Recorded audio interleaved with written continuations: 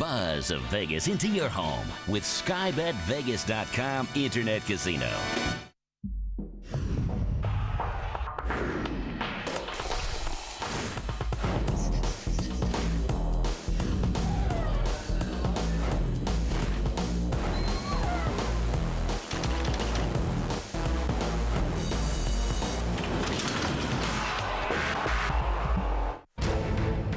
Single one of the trainers involved in this year's derby have either won an English derby or an Irish derby.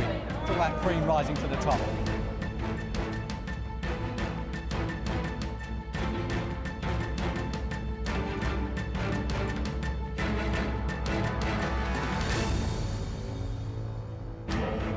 Arthur Hitch, what a fantastic story. He's qualified blonde Mac.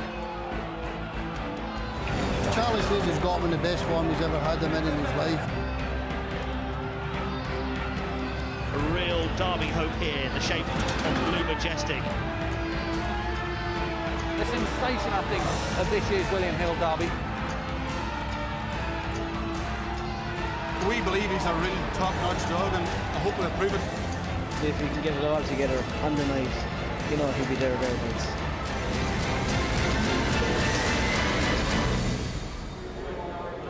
Welcome to Wimbledon, the home of the William Hill Greyhound final. It's a huge crowd here for the sport's biggest race of the year. This has been the best Greyhound derby for over 30 years. £100,000 goes to tonight's winner. Good evening to you. Well, this is the 75th derby. There are 3 English and 3 Irish runners. The big race is off at 12 minutes past 10. We've got a terrific lineup for you tonight, some excellent races amongst our 7. First race is off in a few moments at 8:05. Then at 8:45 we have the William Hill Derby Plate. An hour later at 9:45 there's a big lineup of jumpers in the William Hill Champion Hurdle Final before the biggest race of them all, the William Hill Greyhound Derby Final at 10:12. There are 2 runners for you, I'm afraid. In the 9:25 they're both vacant traps now. Semis count. Missed Kenneling is out, and the 9:45 also vacant now. Trap 2 Limited Blue has an injured tail. Jonathan Hobbs is with me as ever from the Racing Post. Good evening to you. Good evening, Big Gary. night. What is Hobbs's choice? Well, it's been a momentous day, isn't it? What a buzz this evening, and that's the way to continue the party, I think. Hobbs's choice, we're going to kick off with a value selection, Ryan Crew Squire. The Nap, Nicky Savre. It could be a massive night for Westmead Hawks trainer. He's got Ship Lad, massive early pace in the 8:25. Kaluna Striker, well, I think with the withdrawal of Seamy's count, it makes things slightly easier. Drew is Mickey Joe and Westmead Hawk. Thank you very much indeed. Well, the first race is off in just a moment. So let's go down the betting ring. Join Dave Smith and Gary Wiltshire, looking very smart. Gary, was that off the peg? And if it was, then we're going to auction it after racing. That's the first chip of the evening, David, from Mr. Newberg. Evening, everybody. Yes, a packed, fantastic atmosphere down here in a betting ring that is actually not a lot of space in here, has to be said. Let's get the betting out of the way for the first race, shall we? Wallington Roy, 5-2 favourite, eased out from 9-4. Not a lot of support for that one. There is a support though for the Red Dog, Hasty Prince, but 3-1 about Trim Native and 4-1 now Hasty Prince, bin 5. 4-1 for Max Fortune and 5-1 Ring Crew Squire as a slider, and Shelbourne Mona, the absolute outsider, priced at 10-1. All the money's here for Red Hasty Prince. Tony Morris, I know, he's laid a 10 under to 2 about the Red Dog already. It's 4 best. Let's hit the predictor figures with the Trap 1 runner, and that comes out best with Peter Meldrum over the 5 and a tight call for 3rd.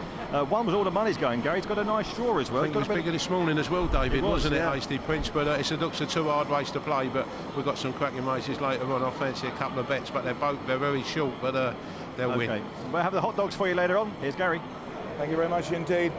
So to the first race, the 8:05 far side starter. Big race night here at Wimbledon, needs a big race commentator. We've got him. We say good evening to Errol Blythe. Yes, good evening, Gary. Good evening, everyone. It's a breezy night here at Wimbledon. I'm glad to say it's a huge crowd. First bend is packed, the terraces are packed, it's looking good on the far side. There were so many people saying, well, the crowd might be a little bit disappointing with all that's been going on today. We've got, of course, the counter attraction of the tennis. We've had the Live 8 concert at Hyde Park, but it's buzzing. The track's buzzing. Behind me, the restaurant, as you'd expect, is jam-packed, and we've got a cracking race to start off with.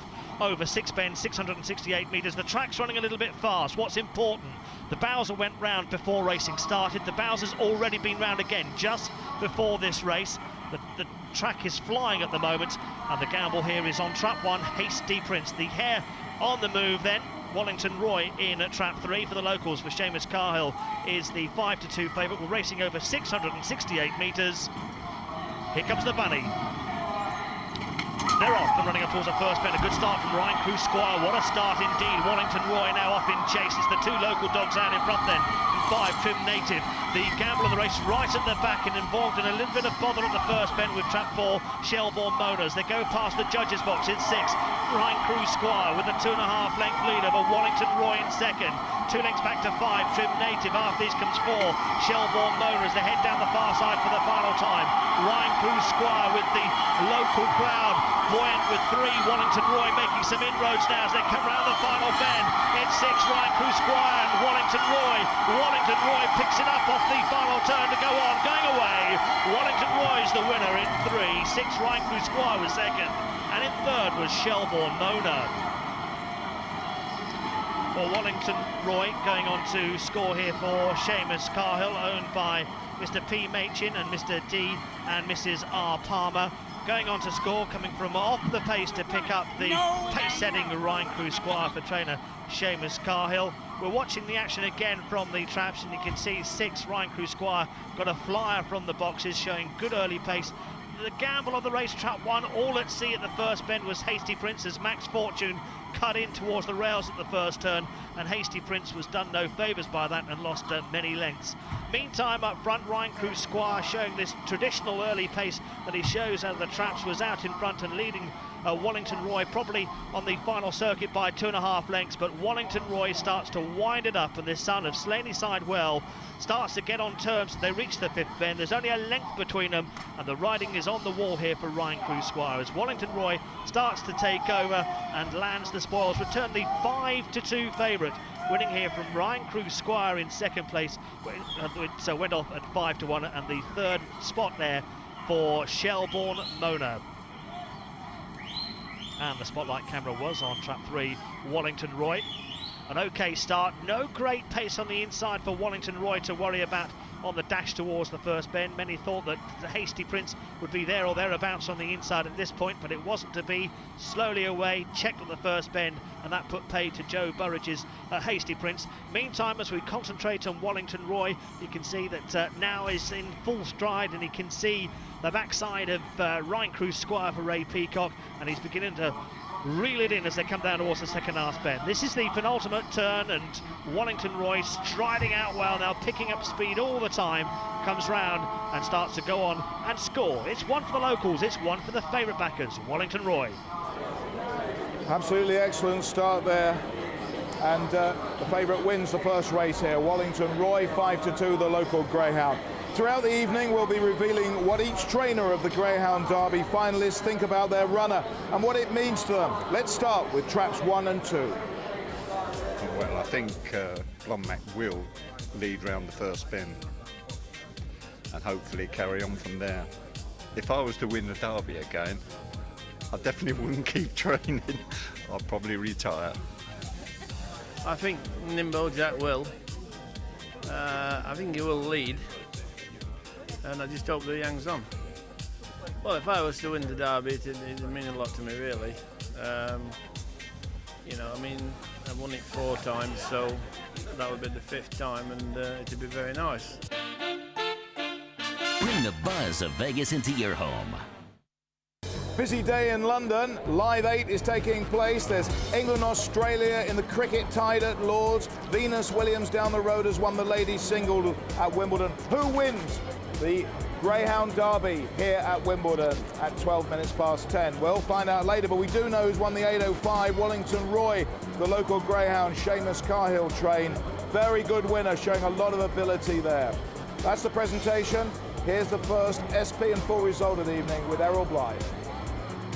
Yes, the 8:05 here at Wimbledon, won by trap 3, Wallington Roy, returned the 5-2 favourite. Second trap 6, Ryan Crew Squire at 5-1, and third trap 4, Shelbourne Mona. The forecast, £15.19, TriCast, £69.57. Winning time, 41.15. The winning distance was a length and a quarter.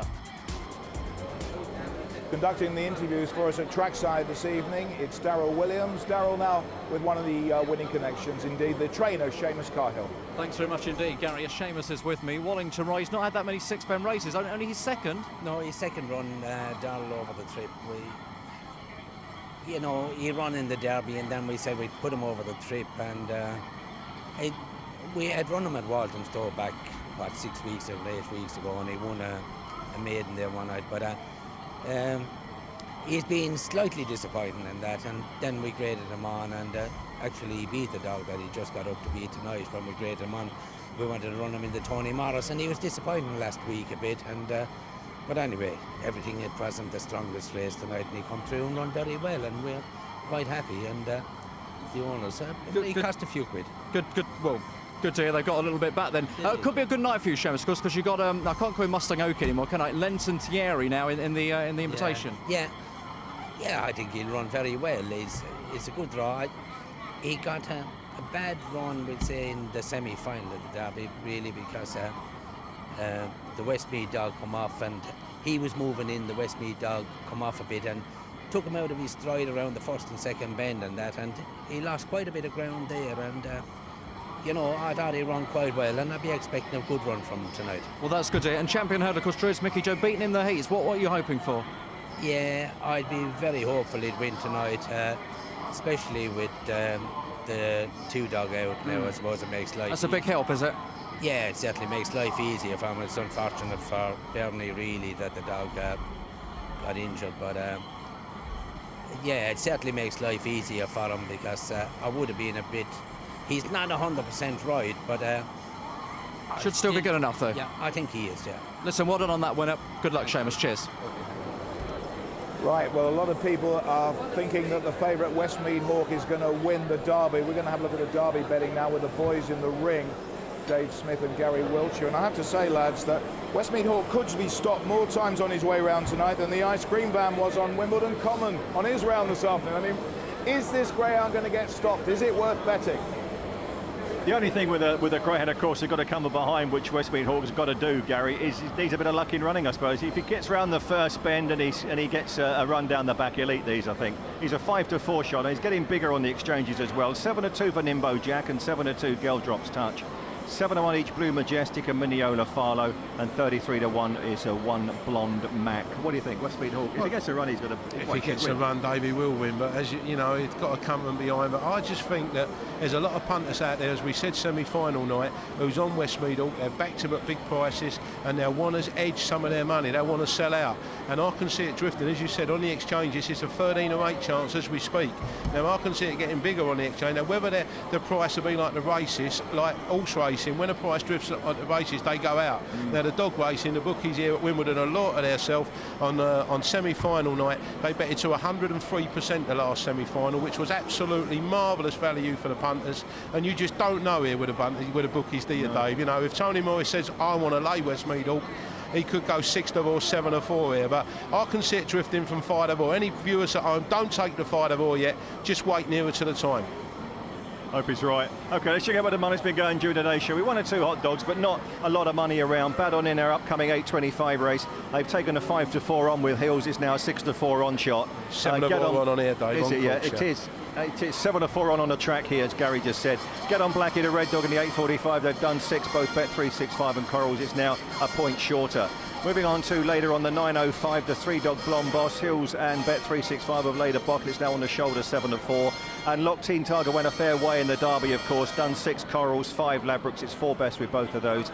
And Kaluna Striker, actually that's going to be an SP only race now. Kaluna Striker, because Semis Count doesn't run in that, so it's a 5-dog race. So all bets will be settled on SP. Although Hills are actually making a deduction on that. Just spoke to Mick Eckley. He's just rung us from head office in Hills, and he said if you backed him with Hills, you'll be on it a better than 7 of our on. So you've got 13 or 8 on for your money, and I can see that starting bottling up on 5-2 on day.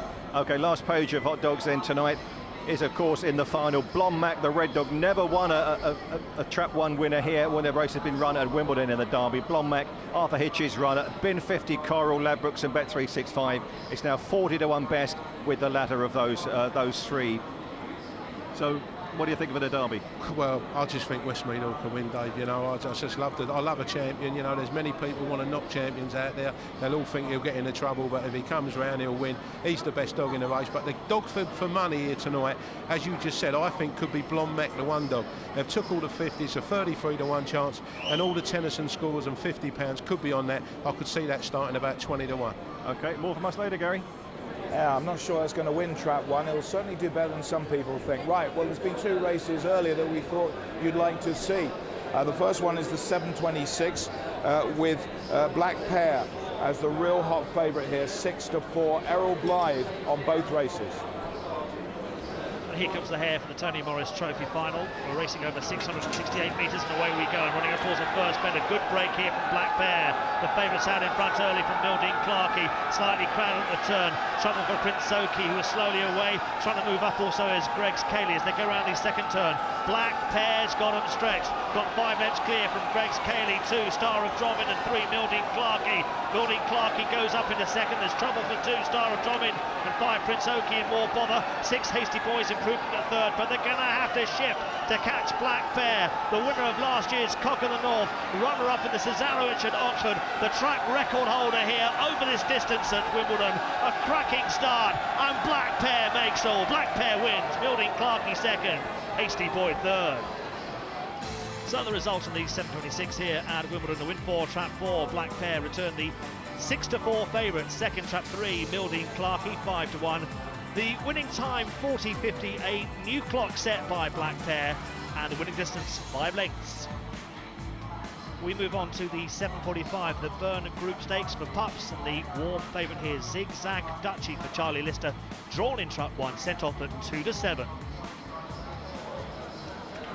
They're off and running up towards the first bend. Trouble already. 5 Droopy Stays and 6 Xanax Mr. Grumpy got in trouble. Here comes Zigzag Dutchy and scorches round the first 2 bends. Moved off a little bit and gone clear from 3. Lenson Treasure in second. After these comes 6 Xanax Mr. Grumpy as they head down the far side. It's 1 Zigzag Dutchy striding out here from back in second. 3 Lenson Treasure. No answer to Zigzag Dutchy. So impressive last time in front of our cameras, and has won by an absolute mile from Lenson Treasure in second. So win 4, Trap 1, Zigzag Dutchy returned the 2-7 favourite. Second, Trap 3, Lenson Treasure at 10-1. The winning time 27.32, equaling the track record for 460 metres, which is also held by Droopy Shearer, who, funnily enough, did it when he was a puppy as well. Zigzag Dutchy is a fantastic prospect trained by Charlie Lister, really excellent. I can tell you that somebody has had £1,000 on already with William Hill at 66-1 for Zigzag Dutchy to win next year's Greyhound Derby. The price has just been slashed, the bet has just been accepted, and the price has just been slashed to 33-1. He's some prospect. Let's go down now to the betting ring and rejoin Dave and Gary, because the next race features Baton, another Charlie Lister runner. He's in Trap 1. Does he beat the Wimbledon Hoodoo? Well, there's no reason why I shouldn't win here, Gary. It's going to be a bit skinny. They're currently asking for 6-4 about Badon. They did at one time put it in at 2 on, touch 4-7. It's now 4-6. And 9-4 for Chiplad's second best. It looks a 2-dog race. 7-1 Blonde Chimes. 12-1 for Druids Aquarius. It's going to go hurdling eventually. 25-1 Bob's Memory. And Gotta Be Magic is the other, 25-1 outside. The predictor coming up for an 8:25 race. The one dog is a long, long way clear of 4 and 5. Let's look at these runners in closer detail. Show me the 8:25. Starting with Badon. Here's Hobbsy. Well, here we go. It's Trap 1, Baton, trained by Charlie Lister, the Derby King for Alan Hardacre and Andy Morris. Semi-finalists in the Monmore Puppy Derby earlier this year. Westmead Hawk was third in that event, of course. Manchester Puppy Cup finalist, but most recently at Bellevue, a gold collar winner. He broke his own track record in that event as well. He reached well the third round of the Greyhound Derby. He's got excellent early speed. He'll be looking to lead on the inside. Here's Trap 2, Bob's Memory. He's another cut and run performer, likes to dominate. He'll move middle in dash to the first bend, but he's a progressive sort of Philip Reese's. A10 he started out, bottom grade here at Wimbledon, through the grades up to A1. He finished 4th behind Mustang Fastback in his Derby Plate heat last week. Again, there's a battle with the 1 and the 2, who's going to grab the lead on the inside. Here's Trap 3, it's Got to Be Magic. Take this back a few months, this Greyhound would be a good thing for this, possibly. Northern Puppy Derby semi-finalist last year, but he's lost his way somewhat. Injury problems in 2005. He was off the track from December to May, but he's got a best time at Sittingbourne of 28.91. All the Shrewdies know that's a great time for the 4.73, but we want to see him show some pace. Blonde Chimes in trap 4, now back with his breeder, John Mullins, of course. Blonde Chimes, formerly trained by Russell Sanson. They were going to retire this dog, but sent her back home, and she's absolutely thrived. Good winner at Walthamstow last time, 28.72. She's another fast starting bitch. She doesn't like crowding, she doesn't like company. She'll just check at the bend. Unless she's clear, she'll go round. Chip Lad in trap 5. Could be a big night for Nicky Sava, of course. He trains this one for Larry O'Rourke. They'd be keen on this greyhound landing the spoils for Larry. He's a great patron. Huge early speed. I think the trip tonight, 460 metres, will suit Chip Lad. He went out in the Derby again at the third round stage, 480 metres, just testing his stamina. Droopy's Aquarius in trap 6, the least experienced of the runners here, trained by local trainer Nora McEllistrom for Mr. John Poynton, who's already had a winner, of course, the mighty Sobering Thought a little bit earlier. Great supporter of the game is John. Druids Aquarius, he's breeding, well, I can tell you he's a little brother of those fantastic hurdlers, Druids Mickey Joe and Sizzler's Bossman. I think it's the sticks, surely, for Druids Aquarius in a few weeks' time.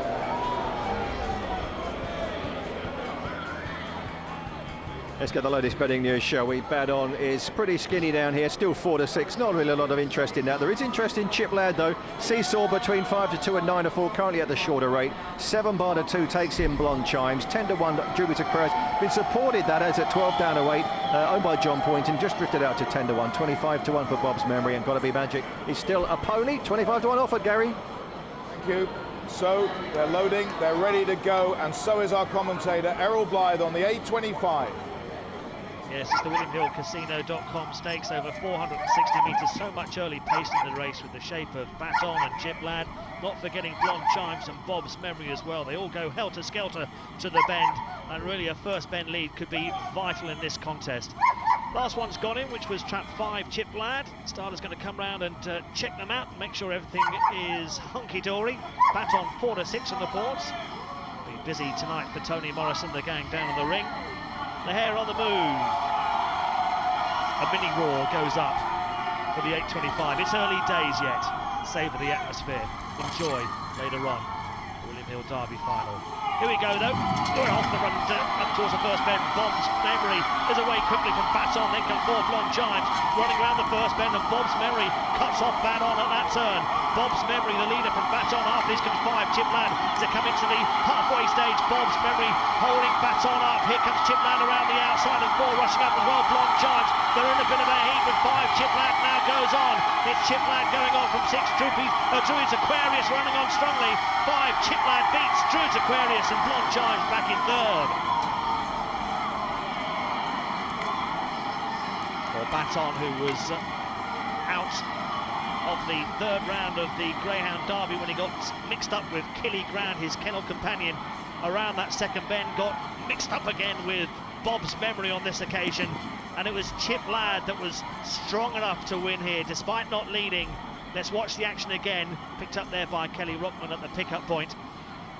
Bob's Memory away fast. You can see Baton moving up on the inside, not getting a clear run, chopped off at the turn there. Both Blonde Chimes crowded and Chip Lad at that point. Coming around the second bend again, Baton going for the outside, not getting a clear run as Bob's Memory went further wide, bumping and boring. 5 Chip Lad though around the outside, coming from behind to land the spoils here. The others crowd up, and it was trap 6 Druids Aquarius who went round in second place around the final bend. But in the end, it was trap 5. Chip Lad returned at 9-4 in the end, beating Druids Aquarius a 10-1 chance, with Blonde Chimes back in third.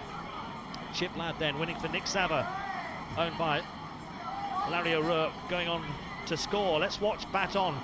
Not a great start from Baton. Missed the beat as the traps open. Bob's Memory just cutting across there, and Baton managed to regain its balance around the second bend, and then off in chase in behind Bob's Memory, but crowded at halfway. Again, not getting a great run around the third bend. Game over now as Chip Lad went for home. And a super slow-mo camera in action, as always here at Wimbledon. Trap 5, Chip Lad, a modest start for him as well, really. He was led up by Blonde Chimes on the outside as they dashed towards the first bend. So important what was going to happen here. Bob's Memory cutting right across Baton. Done no favours whatsoever, badly squeezed, jostling for position. Chip Lad, though, managed to gain a clear run at the third bend and sealed victory from there on. Fantastic shots there of what happens on those bends, and that is Jonathan Hobbs's nap going in. 9-4, well done Hobbsy. That's 2 out of 2 for him so far. The big race, of course, just to remind you, the Greyhound Derby is at 12 minutes past 10 tonight. We're going to be building up, looking at the connections and everything else during the programme. So let's start now by looking at the connections in the obvious place, traps 1 and 2.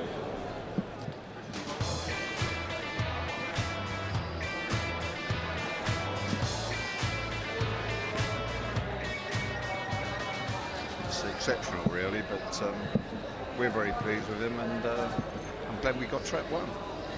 You're happy with trap 1? Well, I wouldn't want him anywhere else. He's the dead railer, and that's where he's going to run. So with any luck, we might be up there on the bend with him. Of course, you won the Derby a few years ago, I think it's fair to say, with Tico. How well do you remember that? Well, it's a different ball game. You know, I had a dog there that had early pace. Everyone expected him to lead, and which he did. This Derby, there isn't a genuine, 100% trapper or 80% trapper. And if you said to me who's going to lead around the first bend, that's a very, very difficult call. So with any luck, it could be anything. And Derby Raw, the noise, and someone's going to miss it. It's looking forward to it.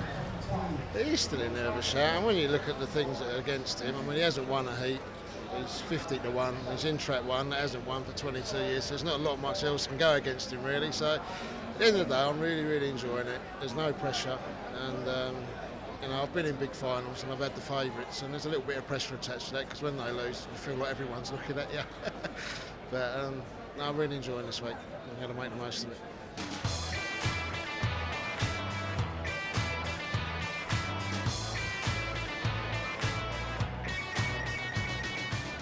He's a natural trapper, so he's got to get out in the final, and as I say, if he gets round the corner, he's got to squeak, I've won it 4 times, so I don't want to be greedy, but I'd like him to win it anyway. It's always amazing how greyhounds come by their names, and there's quite a good story, I think, behind Ningbo Jack, isn't there? It's quite. I forget his name in Ireland, but I've actually got an office in Ningbo in China, which is about half an hour by plane from Shanghai. I don't think anybody in the UK will have heard of Ningbo, but it's a fast-growing city in China. I've actually got an office there, and I've got a son called Jack, and I've called him Ningbo Jack. I'd love him to lead the Derby final, but you never know. He's got trap 2. I'm quietly confident he'll set them all a merry dance. So it'd be quite something to pull it off then in the final. I would love that there. I mean, I think he's. All the boys up in Shawfield, I'm sure they'll all be rooting for him on Saturday night. And I'm really, really looking forward to Saturday night. Just to remind you that the big race is at 12 minutes past 10. Let's just tidy up the last race. Jonathan Hobbs Nap going in at 9-4. A lot of trouble in the inside. Chip Ladd had a trouble early on, but got himself clear, took advantage, and a really good performance. That's the presentation. Here's the SP with Errol. The result in the 8:25 at Wimbledon, the WilliamHillCasino.com stakes. A win for trap 5, Chip Ladd returned at 9-4. Second at trap 6, Druids Aquarius at 10-1. And third trap 4, Blonde Chimes. The forecast, £24.82. Strikecast, £101.62. A winning time of 27.84. The winning distance, a length and a quarter. And the Sky Flyer, as we add on our first winner of the evening, Chip Ladd, returned at 9-4, means there's £3.25 running on to the second leg, the 8:45. Well, Chip Ladd's owner is Larry O'Rourke, and he's now talking with Darryl Williams. Now, Larry, and we were just saying here, I can't believe how he's come from off the pace like that. I know, it surprised me as well, actually. I thought when he missed it up like that, he'd get beat. But he kept out of trouble the first sprint, got some good pace down the back, and I was very impressed. It was very nice. I think, well, you should be. It's a terrific run. Yes. I mean, you must be delighted. You're just telling me you've just had a big race winner over in Ireland last night. That's right, in Havil's Cross, and the final of the Cormac Cullen, a greyhound that I just bought a half share a week ago. And a friend of a friend asked me would I be interested, and I did. And even though I had 2 in the race, I had my 6 dog that won the Barry's Tea for me in Cork, Westmead Rumble. Just remind me of the winner's name again, I've forgotten already. The 8 Wonder. the 8th wonder. So it was certainly an 8th wonder last night. It was fantastic. So I flew back this morning, and I got back again next week for one in the Longford Derby final as well. And Canimar's on the way back, you tell me? Canimar's on the way back. Charlie told me last week that he'd hopefully be trialing him shortly. So we're looking for big things with him as well. Charlie done a great job with him, like, you know. So he's a good dog and he's in front. Winner, of course, for Nick as well. And it's a nice omen for the big one tonight. Like, you know, I'm a great patron of Nicky Savard's kennel, and big night for Ireland, though, isn't it? Obviously, well, it is. But I'm rooting for Westmeath tonight anyway.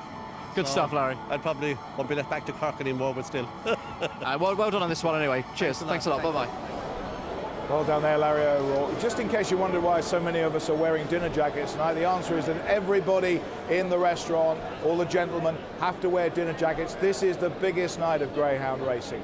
And on the big night, a chance for you to have a free £500 bet in the big race, the William Hill Greyhound final at 10:12, courtesy of Sky Bet. Press the red button to bet now. Now, what you have to tell us is, what is the first prize money for this year's William Hill Derby? Is it A, £100,000, B, £50,000, or C, £10,000? If you think you know what the answer is, to go with your trap selection for the 10-12 race, the final, phone if you're in the UK 09015 646161. But if you're in the Republic of Ireland, the number you should ring is 1550 923524. And don't forget, we need your trap selection number. And there are 6 runners-up prizes, and they are 6-month subscription to the excellent Greyhound Monthly magazine. Good luck with that one. Now I'm joined with by the Beauty and the Beast. You won't need any clues. This is the lovely Beauty, the new Miss William Hill Derby, and the Beast, my old mate, John McCree. Natalie, first of all, well done. You won this last night. Yes, I did. What's the prize everybody always wants? It's a weekend Eurostar tickets for 2 to Paris. Well done. And a 5-star hotel. What did you have to do besides looking attractive? Absolutely nothing. Just do what I do best. Oh. Well, I'm looking that is why you're so noisy. Now, what I have pulled here at Wimbledon, they're all jealous of me here. I have pulled this creature here. Isn't she absolutely gorgeous? What a prize it was to win. Don't forget, she had to do nothing to win that prize, so she has to do nothing to go out with you. So you're quite safe, Natalie. But actually, I've got to tell Sky viewers and you a real secret, that in his past, Gary Newborn was a great actor. Now, you remember the film, the wartime film, Target for Tonight? It was a story of the bomber pilots going over to Berlin and to the Ruhr and Hamburg, etc. Well, Gary wasn't bright enough to be a pilot, but they had him as the rear gunner in one of the star scenes of it. Now, the Greyhound Derby tonight is got target for tonight. Ningbo Jack, for all the other 5 dogs, is the target for tonight that they've all got to attack. Yes. And it's all going to depend on the first bend. He'll run clear. If they're in a cat seat position behind him, they're stalking him within a length or 2, any of 3 or 4 dogs can easily beat him. But if he runs clear, the target for tonight, they won't be able to catch him. That's where the drama's going to occur. If Westmead Hawk gets a clear run, weaves his way through, attacks Ningo Jack at the 3rd bend, switch off Sky, because you know Westmead Hawk will win. But the target for tonight, you remember that film, don't you? When you were very good in it, I must say, very brave as the rear gunner. And the Luftwaffe were coming down and shooting at you. The stiff upper lip, you were brilliant. My dad was a rear gunner in the last one. He got the wrong news on there. So you know about it. But of course, this man here had a parachute. He jumped out and left all the crew to go and perish. But target for tonight, always remember, that's Ningbo Jack. He's the target for tonight. Since back in Bellevue, I'm going to ask Natalie what she fancies, if she fancies a runner in the final. But since Bellevue, I've always fancied Ningbo Jack. Yes. But, as you say, Westmead Hawk has to get in trouble, and could well get in. You know the trouble with Westmead Hawk in the semi-final? He broke too well. Yeah. In other words, he couldn't be able to use it. He was in that terrible crash at the first bend. Yeah. Amazing he survived. He has track craft getting behind the target for tonight, Ningbo Jack. But she is my target for tonight. Yeah. And she has got no chance of escaping. Any selection for the final one? Come on. I don't even know who's running. Isn't she? John McCrick will take you away. I got you all night tonight. John McCrick will She's take my you target away. for tonight. nice. He will tell you all about it. Natalie, congratulations. Well done. Thank you, Big Mac. Nice to Don't see go with men like him on Greyhound tracks, I tell you that. Always my best pal. Okay, well, Agassiz Ace is the odds-on favourite in the next race. Now, I can tell you that the Greyhound is up for sale for £30,000, but is he really worth it? Dave Smith and Gary Wiltshire will have the answer to that one. Pretty short round here as far as breeding's concerned, Gary. I'm not quite sure. I paid 30 grand for a dog who's 3 years old in October, but let's have a look anyway how he bets this price. He's an odds-on chance down here, Agassiz Ace. He's priced at 4 to 6. I put him in at 4 to 7, can't lay it, so they're going to 4 to 6. Mainly because they've come for one Get On Blackie at 5 down to 4. He's back again, that's now 9 to 2 price, and 5 to 1 Mustang Fastback, and 10 to 1 Bar the 3. Key Gift, Executive Memo, and Face Lad are all 10 to 1 shots. Let's get a predictor for the 8:45 race. And that comes up with a 6 and the 4 as their best two with Peter Meldrum. Well, upstairs they get good-looking girls to interview. Down here we get trainer Ian Williams, racehorse trainer Ian Williams. No disrespect to you, Ian, but what are you doing here? I was trying to look for the good-looking girl, actually, that was over there. A couple of the owners have a few dogs running this evening. John Poynton's dog, Sober in Thought, won the first. And, of course, Bob Morton's got the favourite in the final, Westmead Hawk. You've got a dog yourself, haven't you? Well, we had one up at Hall Green, Chiquita. She won a few races. It's been a lot of fun. So have you been racing today anyway? Been to Sandown today. Watched Motivator get turned over. Tony must have been, or Gary must have been delighted. Was that firm ground, you think, or not? I don't know. It's a bit of a muddling race, really, wasn't it? Sure, they didn't want to be in front early doors, but I understand they put it down to the ground. So. Frankie Detroit took a fall in the first. I think he'd done a collarbone. You know any more on that? Yeah, it was quite interesting. I hadn't actually arrived at the course. The first race had just been run. Telephone was ringing. Frankie was meant to be riding Araby this evening at Leicester, Nottingham, in fact. Telephone starts ringing. 4 agents on the phone within 2 minutes. Frankie's had a fall. Can we ride your horse? No, so that was told me. Me all about it. That was you, me. Gary? It was Gary. Gary couldn't do the weight, obviously. But no, he didn't struggle, but he'd have a try. He'd have a go. Got anything running in tomorrow or Monday? We've got a couple over jumps tomorrow at Market Raisin. Small chances. But things are a bit quiet at the moment. Summer season, we've got a few summer jumpers, but not as busy as we are in the winter. Obviously, they prefer firm ground than your summer jumpers, would they? Well, they do, but there's not much of it about at the moment. It's been raining a good bit. Worcester the other day, we had 5 runners. We had to take 3 out. The ground was too soft for 3 of them. So, have you ever trained a runner for the big man here? For Gary, we've had a winner for Gary. Had a good winner. My odds over hurdles, weren't you it? trained my odds? I thought normal. I'll never forget. Ian trained it over hurdles. It was running at Hereford. He said it's the biggest certainty you've ever seen. We're going to hold it up and we're going to come on the running, didn't we? And win easy. He started off at the back, didn't he? By the time they reached the first flight, he was 6 in front, and he won. He won 4 lengths, but he led all the way. But the money was on. 1 run in the cellar, and we drew the readies. You must have lost my phone number that day, did you? I think I might have done, Dave. I'm sorry, mate. It's funny, actually. You talk about phones. It was the only day I've ever seen Gary with his phone off. That's the second chip of the night. Gunner Noob on. There's another one here. Gunner Williams. Would you ever fancy getting back into ownership again with Greyhounds? Oh, with the Greyhounds, yeah, I think I would do. You know, it's we basically had it probably for a bit of sport for the lads because we're very close, being from Birmingham to Hall Green. Go down, bit of fun, but no, it was great sport, and they were more reliable than probably horses. We were just saying, Dave, Chris Kinane, Ian's assistant trainer, you know, he had a terrible accident at Wolverhampton, and I was just saying to him before he come up here, we're going to try to do a charity night at Hall Green for him, and we'll get all the jockeys up there and everything, and try to, you know, get a few quid with Chris and his family here. Yeah, it'd be a very good idea. What's the latest news on that? Quick word on Chris Kinane. Chris has got quite a serious operation over sometime during the next 5 or 6 days. They're going to put some plates back in his skull where he's had his injury, but hopefully from then on it'll be an upward curve, and we'll see him out and about. He's got a long road, yeah, but he's a tough guy, and I'm sure if anybody will make it, Chris will. Yeah, he's a great fella, Chris Kinane. We can help in any way, we will, I'm sure. Okay, let's get the parade in. They're out on the track. Let's go and join them. Well, here we go. It's track 1. It's Get On Blackie, trained by Seamus Cahill for the Partners in Crime Syndicate. An early pace runner. This is the William Hill Derby Plate, of course. A sub-29 second winner at Walthamstow. The dam, Mrs. Bishop, was a sister of Rio Ricardo, who was a Derby consolation winner. There's the link. We'll try to make the most of track 1 and an early pace sort. Here's track 2. It's Key Gift, again trained by Seamus Kyle. I think this dog's going to run a stormer this evening. He's a sub-24 seconds runner at Romford. He actually beat Mustang Fastback, who reopposes this evening on TV Trophy night. 27.70 for the 460, and again great early pace. Pall Mall semi-finalist recently at Oxford, and a 15 from 30 here at Wimbledon. Executive Memo, young dog, maybe the 2006 Derby for this one. He ran terrifically well in the heat of the Derby plate. He's trained by Phil Rees for Tyrone Hanlon, who had Tig Slattery last year. 4 wins from 13 starts, progressive already, A3 to A1. He's only going to get better and better as executive memo. His trap 4 is Mustang Fastback, trained by Terry Dartnell. Over 460 metres, he's a 27.73, 27.77. He actually won from trap 4 in the heat of this competition and at Reading as well. He was in that massive second round Derby heat when he beat Velvet Rebel, but he had Ballymat Pires and Droopy's Leroy in behind.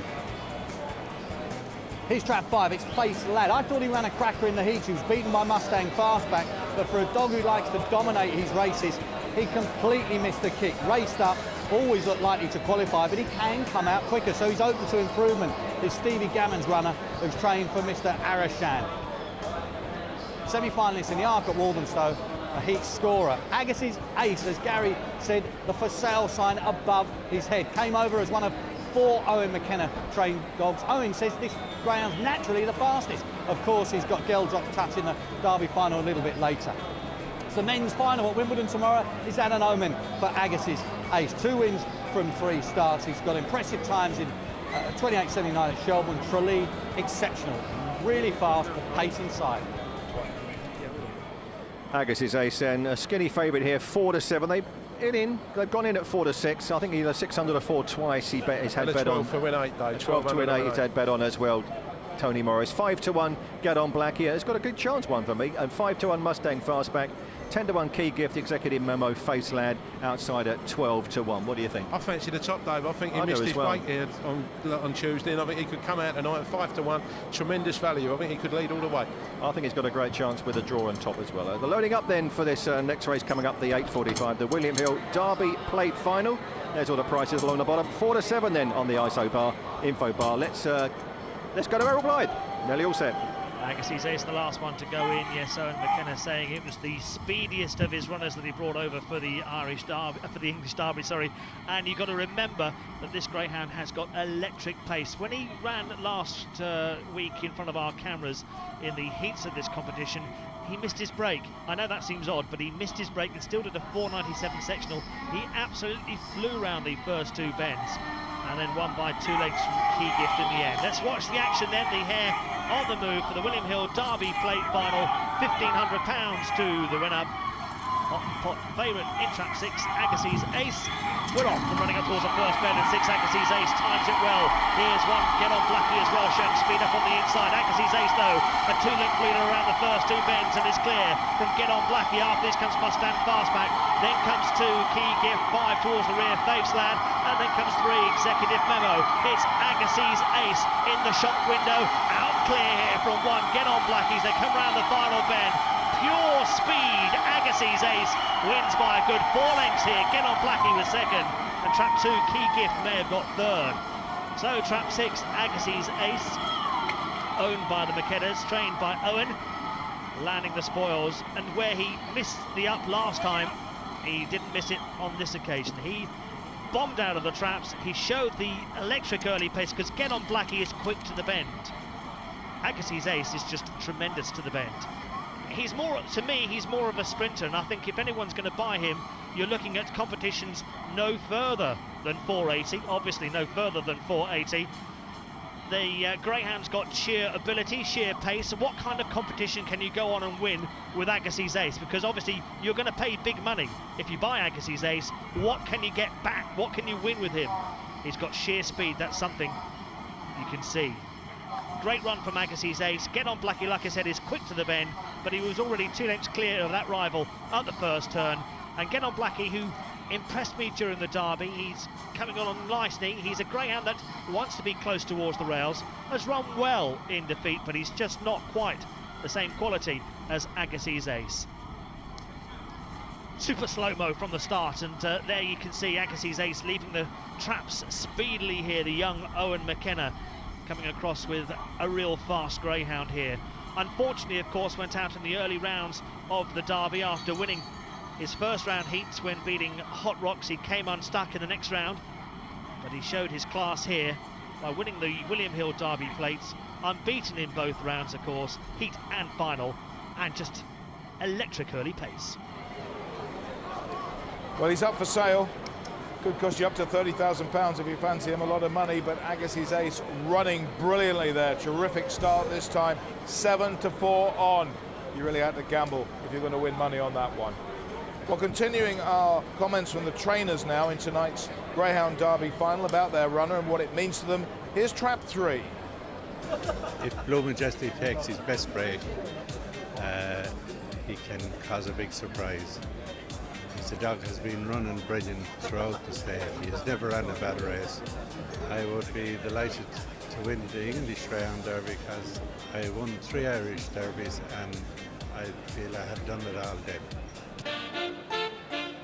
Bring the buzz of Vegas into your home. We're at Wimbledon for the Greyhound final, the Derby final. It's a super evening now, both inside the ground and as far as the weather's concerned. Every single seat in the restaurant has been sold for weeks. Black tie event, and everybody's really enjoying themselves. And they certainly enjoyed seeing this Irish hot pot, Agassiz Ace, the odds-on favourite, winning by a terrific distance in great style. And there is the trainer's daughter, Alia, and his wife, Sian. The trainer, of course, Owen McKenna, on the left there with the glasses. That's the presentation. Here's the SP with Errol Blythe. Yes, the full results on the William Hill Derby plates. A win for trap 6. Agassiz Ace returned the 4-7 favourite. Second trap 1, Get On Blackie 5-1. Third trap 2, Key Gift. Forecast £4.44. Tricast £14.79. What a fabulous time. 28.50 for Agassiz Ace. The winning distance 4 1/4 lengths. Chip Lad then joined by Agassiz Ace means there's £5.10 running on to the third leg, the 9.05. So that's the latest SP for you. I hope you enjoyed that performance by Agassiz Ace. He's trained by Owen McKenna, and here with John McKenna is Darryl Williams. And young son Kieran's here as well. In fact, the whole family's here tonight, which is great to see, Owen. Yeah, great support. Like, it's great to have him over, and it's great to be here in the final. And unfortunately, we thought this fella might be there too. You know, he's very pacey dog. He showed it tonight, and like he's there with the best of them when he comes away. It's as far as he wants, 480, but like, he's a good dog. Well, I have to say, I mean, that was just a stunning run tonight. As you say, you know, what might have been, he could have been in the big final, couldn't he? Well, he was brought over 4 dogs, like, and he was the least exposed of the 4, and I always thought he was the fastest of the 4. So, disappointed when he went out, missed the break the second night, and, you know, did a great trial. Missed the break last week, but that was more like him tonight, and he showed what he can do. Well, hopefully it all goes well for a big one from Geldrop's Touch a little bit later on. What's the latest? How is he? He's never better. Both dogs have a great week, and if he comes away like him and goes up to the bend, you know, he'll be thereabouts, but just hope for the best. And, you know, if he runs a good race and clean race, and as long as he comes off sound, but we'd like to win. OK, we wish you a bit later on. Now, let's have a quick word with John if we can as well. Agassiz Ace, of course, John, is up for sale. Has the price gone up now? We'll have to negotiate a bit more, all right. So we're very happy. He showed his true run tonight. So we'll see where we go from there. Like, we're in no hurry to get rid of him. Like, you don't get too many of these dogs. And but just the distances in Ireland wouldn't suit him as good as here. That's the only reason he really is for sale. You know, there's more of a 550 class dog in Ireland. You know, and he doesn't get the 550. I mean, could he not win sprint races, John, with that pace? Well, he could, but there's not that many big sprint races in Ireland either. You know, you're looking at least 525 up to 550. So we'll just see what happens, see if there's a bit more interest. But if, like I say, we're in no hurry to get rid of him.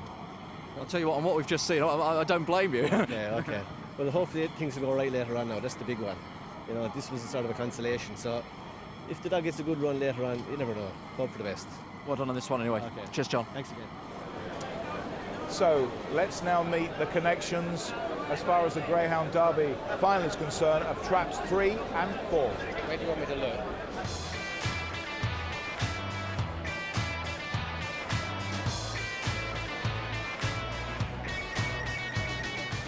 You obviously reverse traps with Ningbo Jack in the final. Does that worry you? Does that concern you at all? Slightly worried me because if Limbo Jack, not so bad the last night, but the previous night when he came out of traps, he ended up in about trap 5 position. That would be a big worry. But if he comes out straight, I think Low Majestic will run a big race. He's running brilliant over here. I'm very pleased with the dog.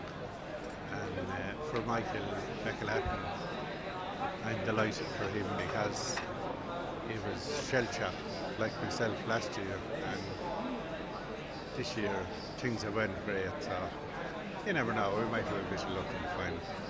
The dogs are well anyhow. Very pleased with the dogs. I think they're coming to the peak at the right time. Probably one of the reasons why we came here this year was to put the sort of the ghost to rest, or the hoodoo to rest of the Premier Fantasy scenario. Last year was just terrible what happened, and we thought maybe this year that if he came to London, to Wimbledon, we'd maybe enjoy a little bit more luck. And thankfully it's turned out that way, and we're here, we're enjoying ourselves, and luck seems to be good, and let's hope it holds out the Saturday night.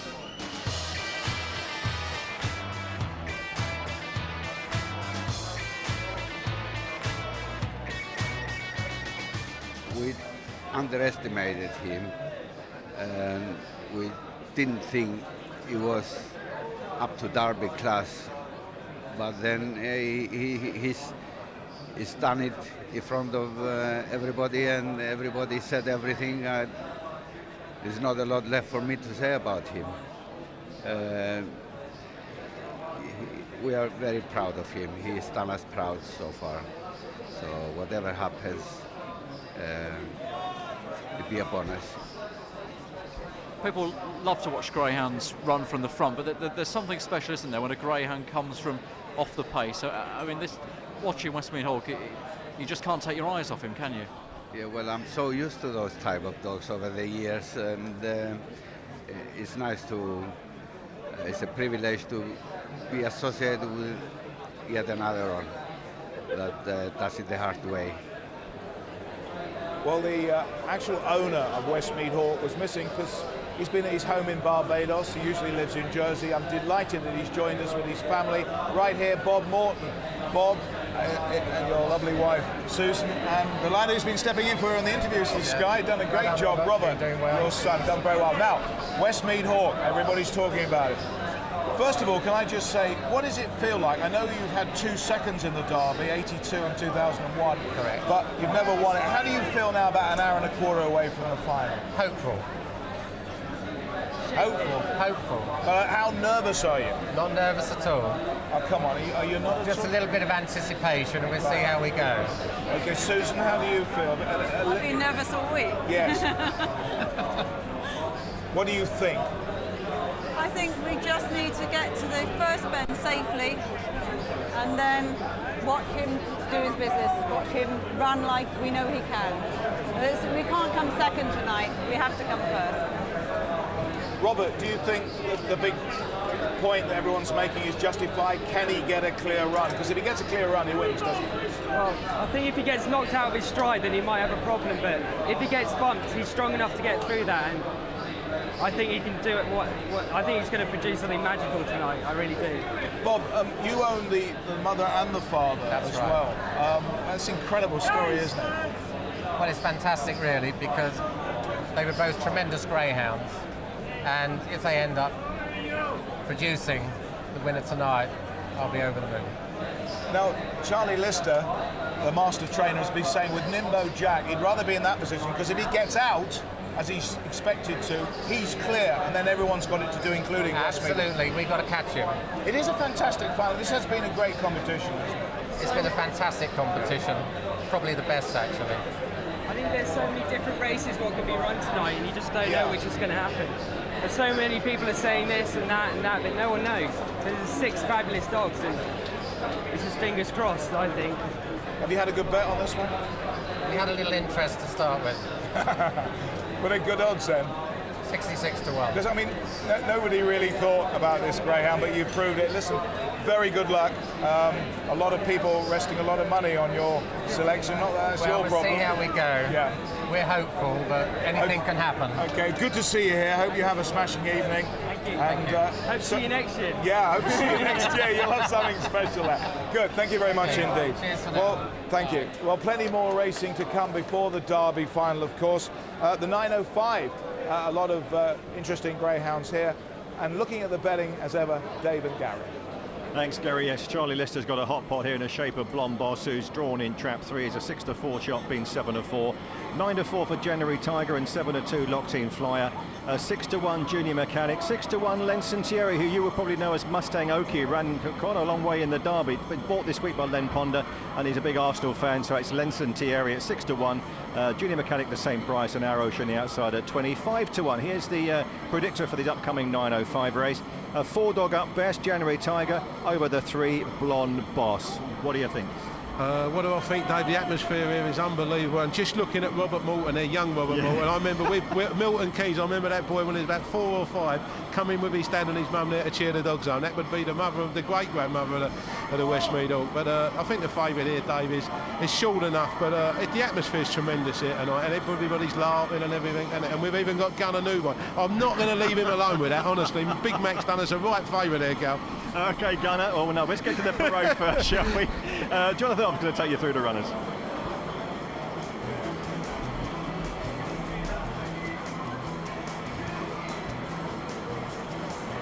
I'll be trained by John Mullins, owned by John Mullins as well. 28.84 at Walthamstow. He's a dog who's pretty slow away, but he does stay on very, very strongly. He's got his draw to keep out of trouble. 28.80 at Walthamstow suggests he should keep closer to halfway. Here's trap 2. It's Our Ocean, trained by Gary Baggs, another Walthamstow runner for the Pause for Ocean Syndicate. 6 staff at Ocean Trailers, of course, owned by Bill McCluskey, the likes of Alan, Michael, Sylvia, Adam, Tom and Sarah. This is a A7, A2 progressive sort of commentary for the Baker family up in Coventry. Stays on. Here's trap 3. It's Blonde Boss, a quarter-finalist again in the Derby, trained by Charlie Lister. He's got a chance, a massive chance to lead. He's got slow starters on his inside, and he's got bundles of early pace. He missed his break in the quarter-final. You can rub that line out behind January Tiger. He'll look to cut and run, and he should be able to do that and perhaps make all. Here's trap 4, January Tiger, one of the great finds of this year's Derby. Futurity runner-up earlier in the year at Nottingham. He was a semi-finalist in the Derby. A little bit unlucky in a rough race behind Miniola Farlow, but he's best judge on a scintillating 28.66 in the quarter-finals. Can he hold his pitch into the first bend? Here's trap 5. It's Locked-In Flyer. I think he ran one of the most amazing races of the Derby. He went out in the semi-final stage behind Ningbo Jack. He finished 4th. He was only beaten a length and 3/4. He's got open race wins at Rye House, Romford and at Wimbledon. Essex Vars winner last year. Watch for his power pack finish. He's a massive danger to Blonde Boss if he turns handy. Lenson Thierry, or rather Mustang Oki was his previous name. He's had a name change, of course, been purchased by the Arsenal's probably best fan in Lenny Ponder, hence the name Thierry. Seamus Cahill trains. He actually won his British debut here at Wimbledon on TV Trophy night when he beat his half-brother Mustang Hero. He's got it all. He's got early pace, middle pace, and he'll run on as well. But pace inside with Blonde Boss to cope with. Blonde Boss then still heads the market down here, 6-4. They've taken the 7-4. They've also moved January Tiger at 9-4 too. They're fielding against it and now back to 9-4. Also the same sort of move for Locked-In Tiger, 7-2, 4-7-2. 7-1 Junior Mechanic and the same 7-1 Lenson Thierry, and Our Ocean's the outsider at 25-1. The Greyhounds are behind the traps, not quite loading up yet. Quick word from you, Gunnar. Thank you very much indeed. Okay, well, this is going to be quite an interesting race, this one, because although there's a definite favourite in Blonde Boss, there are some quite interesting performers here. Well, there are. I mean, Blonde Boss, of course, had high hopes for Derby victory with Charlie Lister. Didn't really get a chance in the quarter-finals, but he's got great early pace. He's owned by the same guy, of course, who owns Blonde Mac in the Derby final.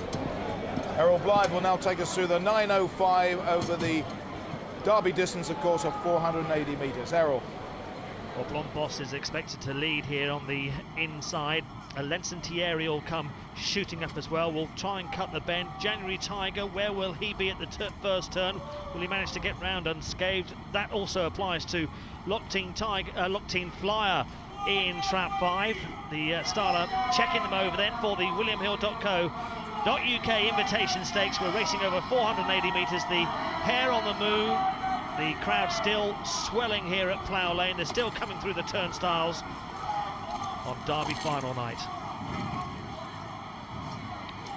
We're off and running up towards the first bend, and a good start. Bit of bumping between Our Ocean and Blonde Boss in 2 and 3 and 6. Lenson Thierry's going to cut the bend here. Doesn't quite get round. Trouble with 1. Junior Mechanic 4 bursting on the scene. It's January Tiger that goes on. January Tiger from Junior Mechanic. After this comes Locked In Flyer heading down towards the second last bend. January Tiger then by a length and a half now from 1. Junior Mechanic. After this comes Locked In Flyer. They come off the final bend. It's trap 4.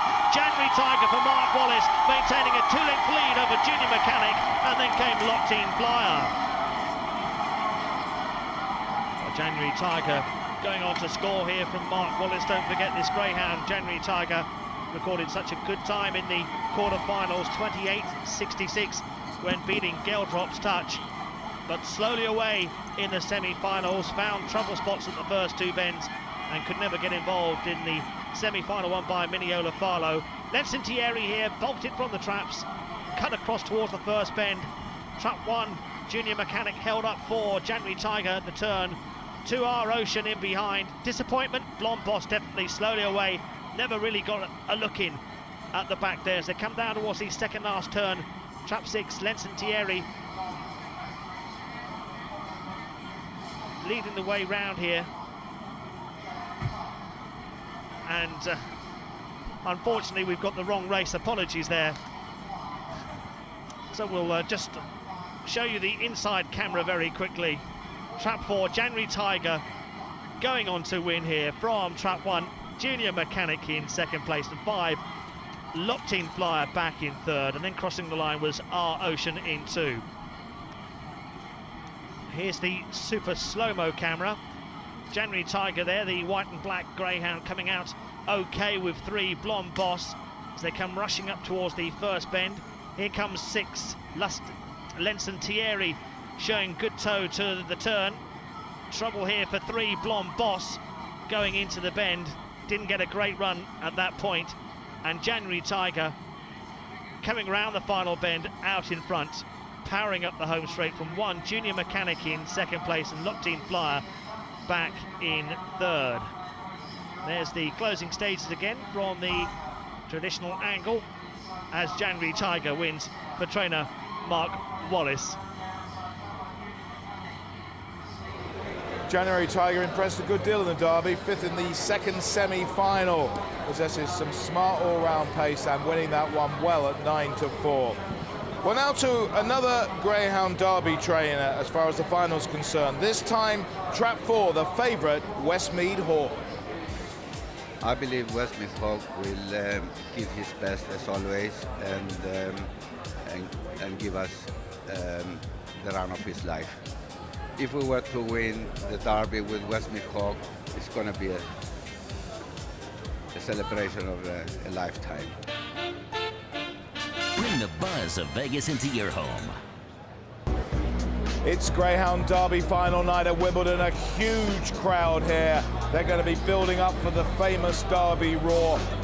£100,000 maybe going to the winner of the Derby, but there's far more money than that being plunged on the racing here tonight. A massive crowd, terrific atmosphere. And if they fancied January Tiger, they'd have had a bit of 9-4 about that. He really kept out of trouble. He can do it from the middle or from the front or from the back. He's a really good Greyhound, January Tiger, and he deserves to win that race. And here are all the details with Errol Blythe. So the result in the 9.05 at Wimbledon, a win for Trap 4, January Tiger returned at 9-4, second Trap 1, Junior Mechanic at 7-1, and third Trap 5 at Locked In Flyer. We haven't received the forecast or tricasters yet, but the winning time was 28.78 and the winning distance was 2 lengths. And January Tiger added to our list of winners for the Sky Flyer means there's £16.57 running onto the fourth leg, the 9.25. Well, Mark Wallace from Walthamstow trained the winner there, January Tiger. January Tiger certainly impressed me during the Derby. He's now talking with Darryl Williams. Yeah, he ran a terrific race, didn't he? Of course, in the quarter-finals, Mark, he looked so good, but unfortunately last Saturday didn't work out for you. Yeah, he just fluffed his lines at the wrong time, and to be fair, he was very unlucky at the first bend. He tried to go outside the four-dog and he just took him right out, and he couldn't make the ground back up to qualify, sort of thing. But tonight he's proved that he's still a very, very good dog, and hopefully there'll be plenty of good wins with him in the future anyway. So, but pleasing run tonight, very pleasing. nice consolation, as you say, and from arguably a tricky draw, trap 4. Yeah, I think a lot of people didn't fancy him out of 4, but I mean, to be fair, when he first started running, he was seeded in the middle, so but he's preferred the wide a bit, but he's run very well from a tricky draw anyway. So. Now you've got a big player, of course, in the hurdles race. The Chapman hurdle looks red hot tonight, doesn't it? To be honest, I think that'll be an absolute cracking race tonight. I think there's probably every dog in the race has got some kind of chance. I think it'll be a real close finish, and I think our dog's got a great chance. Like, so he's very well, very well. Good to hear, and well done on the win. Thanks, Mark. Cheers. Well, now to another look at our connections as far as the Greyhound Derby final is concerned, and the two trainers we're going to meet now make up half of the final field. Jonathan Hobbs reports. The Westmead Kennels in Bedfordshire, for 40 years the spiritual home of British breeding and the home of Nick Savva, already a Derby winning trainer with Tom's the Best in 1998. This year it's the home of not just one Derby finalist, not 2 Derby finalists, but 3 Derby finalists. And that's because top Irish trainer Seamus Graham has been a high-profile guest for the past 5 weeks.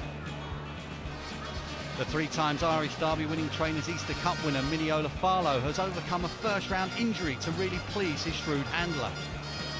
Well, last week in the semi-final he got bumped coming, more or less his own fault, coming from traps. He moved in a bit and he still hit the front, and then when he hits the front around the bends, his dog seems to put quick light between, and he really takes off then, and he may be getting caught in the home straight, but if you're getting caught in altitude, the equivalent of 28, 35 or 9 around Shelburne, takes a good one to catch it. He's got 5 in the final. Do you regret not seeding him rails, because he does favour the rails out of the boxes? I don't ever regret things. We make decisions and I stick to them, and if they're wrong, they're wrong, and if they're right. But don't be surprised if you see him blazing out in front from Saturday. Even from 5? Even from 5. Westmead Hawk's Dan Mega Delight connects the Savva and Graham kennels. Owner Bob Morton sent her to Ireland, where Graham trained her to win several big races before she returned home for breeding. These 3 bonny pups to Droopy's Cule are her latest offspring, born just 3 weeks ago, but it was her first litter out of Scottish Derby champion Sonic Flight that produced Westmead Eagle, Swift and of course Hawk.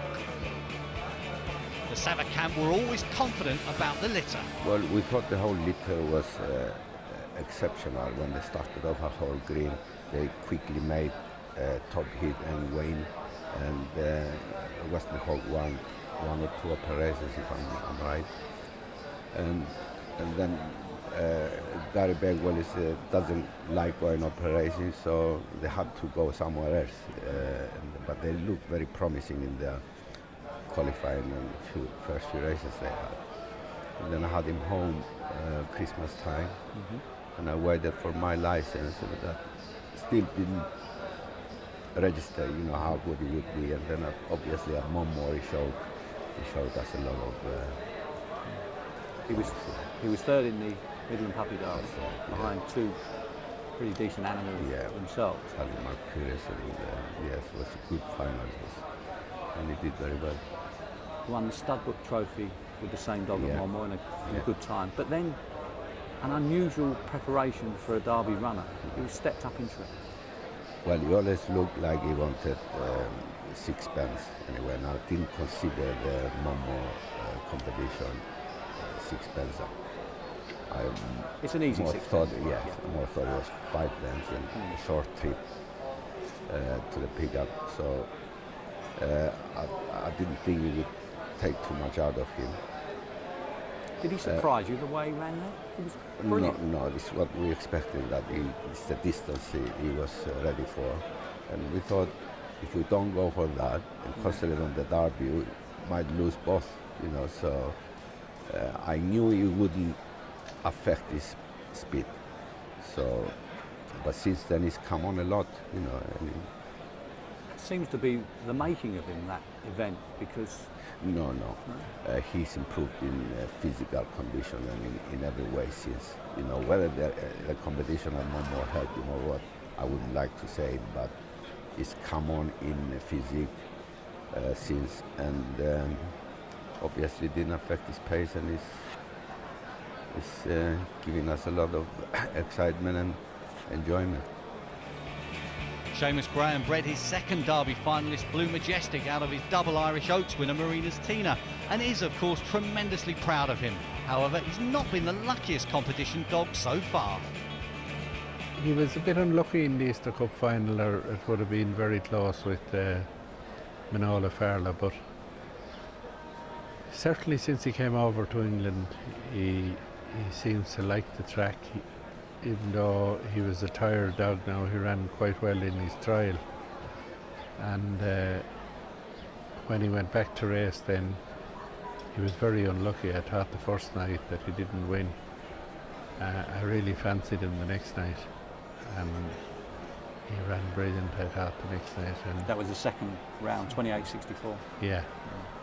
Fantastic run. Is he drawn the wrong side of Nimbo Jack? Yeah, I would prefer to be inside Nimbo Jack. If he was inside Nimbo Jack, I think he'd have a great life in the Derby. But even still, I think he can make a real good start. Like, they're only getting used to those traps now, and if he gets one of his best breaks, he'll be fine. It's fascinating, and it's in about 50 minutes' time, the William Hill Greyhound Derby final. Two more very good races before that. The next race is the 9:25, a stayers race. Let's go down to the betting ring, and join Dave Smith and Gary Wiltshire, because there's five. There's an runner in trap 6 is going to be vacant. There's 5 to look at here. Kaluna Striker, Carpet. That's 3-1 on, mate. No, Carpet on. You got it wrong, Gary. There's only one dog to look at in this race, trap 5, Kaluna, because this is an absolute moral. Phil Donaldson's dad, who's a bookie, has put up 7 of them on early, Dave, didn't he? They nearly knocked him over. Knocked him spark off the board. I thought he was going to go off. It was like a wrestling ring.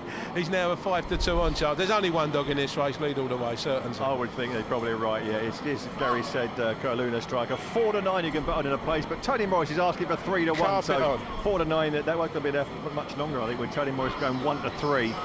Here we go. 2-5 it is, general. 4-1 Russian Clontine in trap 1, 6-1 2 Farlow Flow, 8-1 for 4 Paradiso and Rosewood Flash. It's the outsider at 14-1. Let's get the predictor then. Kaluna Striker should be a mile in front of these. Well, he's 3/4 of a mile in front of the 2. He'll win by further than that. Well, you'd have thought so, wouldn't you, really? 4-11's its price then, Kaluna Striker. Let's have a look at Kaluna Striker and the other 4 with Jonathan. It's a cracking 6-bend race. Here is trap 1. It's Russian Clontine, trained by Charlie Lister for Mr. Rapid Ranger himself, Ray White. Great draw on the fence. I had too many races in this country, 6 races this year. The Walthamstow win over 6 bends recently, 39.95, which is an exceptional run. Of course, they've already seen Zigzag Dutchy win for the same connections. We're looking for a trap 1 double, Russian Clontine. Here's trap 2. It's Barlow Flow, trained by George Andreas at Sittingbourne. Pretty experienced bitch now. At a bet, she's a very good bitch at over the 6 bends at Sittingbourne, 40.48. She was A1, A2 in graded form over the 4 bends, top grade at Sittingbourne over the 6 bends as well, and 29.16, 4.73. But this is a step up for Barlow Flow. Rosewood Flash runs out of trap 3 for Tony Taylor. This is again a hiking class, but this bitch is very rarely out of the first 3. Her last win, however, was over 4 bends. It was in A4 back in February, but she has 10 wins from 44. 10 wins from 44 at Wimbledon, but not in this class. Rosewood Flash. Paradiso in trap 4, heat and final win of the test, trained by Jimmy Reynolds for Richard Johnson. Tremendous effort to win at Walthamstow. Couldn't win over 4 bends, but this was the making of Paradiso, stepping it up into 6 bends, and really hasn't looked back with that competition win and a runaway win at Sittingbourne last time. Here is trap 5. It's Kaluna Striker, very much the favourite here, following with the withdrawal of Seamy's count. Wayne Wright, who's got this one in track record-breaking form at Hove recently, won the Stayers Grand Final in runaway style, 7 1/4 lengths. Was knocked over in the Test final, but has won 8 of his last 10 races. Very much in form, but plenty short enough. Kaluna Striker then down here, varying across the board in some of the bookmakers here, but generally it's a 3 on chance Kaluna Striker and 9-2 for Russian Clontine, 7-1 Farlow Flow. Slide out from 7-10 is Paradiso, and Rosewood Flash is the 20-1 outsider of the 5 runners. A lot of money for this 5 Kaluna Striker. They all, I mean, when he went 1-3, Tony Morris, you could still bet 5-2 on it, but you knew it was going to be short. He's the governor in the ring, Morris, any Dave. You know, if he goes 3 on, they all follow him. But I feel sorry for Phil Donaldson's dad, 7-4 on. How much he done here? Oh, he would have done a nice few pounds, I would think. But Kaluna Striker is trading everywhere now at 1-3. It's a ridiculous price if you haven't taken a price already, but should win pretty readily, I would have thought. Starting to load up. Won't be long, Gary. Well, I was actually going to make the point, but Mr. Wilshire cut me off, that there were 2 originally in this race with trap 6, but that missed kenneling, so there is only 1 to back here. But why back at 3-1 on? Absolute waste of money in my view. Kaluna Striker broke the track record at Hove, won at 3-1 on, then 3-1, carpet on again, and the crowd would rather wave to our cameras than plunge their money on this hot odds on favourite, because why risk £3 to win 1? It is far too short. 5 there, trap 6 vacant. Here's Errol Blythe on the far side start. Yes, we're racing over 688 metres this time. That's the second winning line here at Wimbledon. Don't forget that. The Greyhounds are nearly all in. Kaluna Striker then knocked over at 4-7, which was obviously a big price when you consider now it's showing at 1-3 on the boards. Kaluna Striker, who first caught the eye in the gold jacket, of course, when finishing 3rd behind Mildine Clark. He's run some good races since, including that track record at Hove last time up, over 695 metres. Hare on the move. Kaluna Striker 1-3 in trap 5.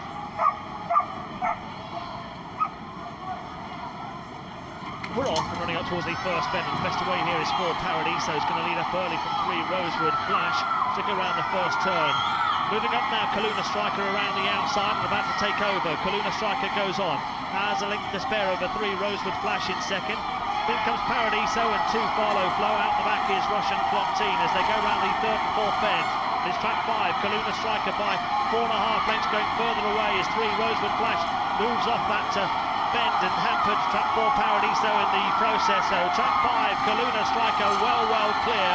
Giving chase in second is Paradiso, but there's only 1 Greyhound here that's going to win over this distance. It's trap 5, Kaluna Striker, beating trap 4 Paradiso in second. Russian Clontine took 3rd.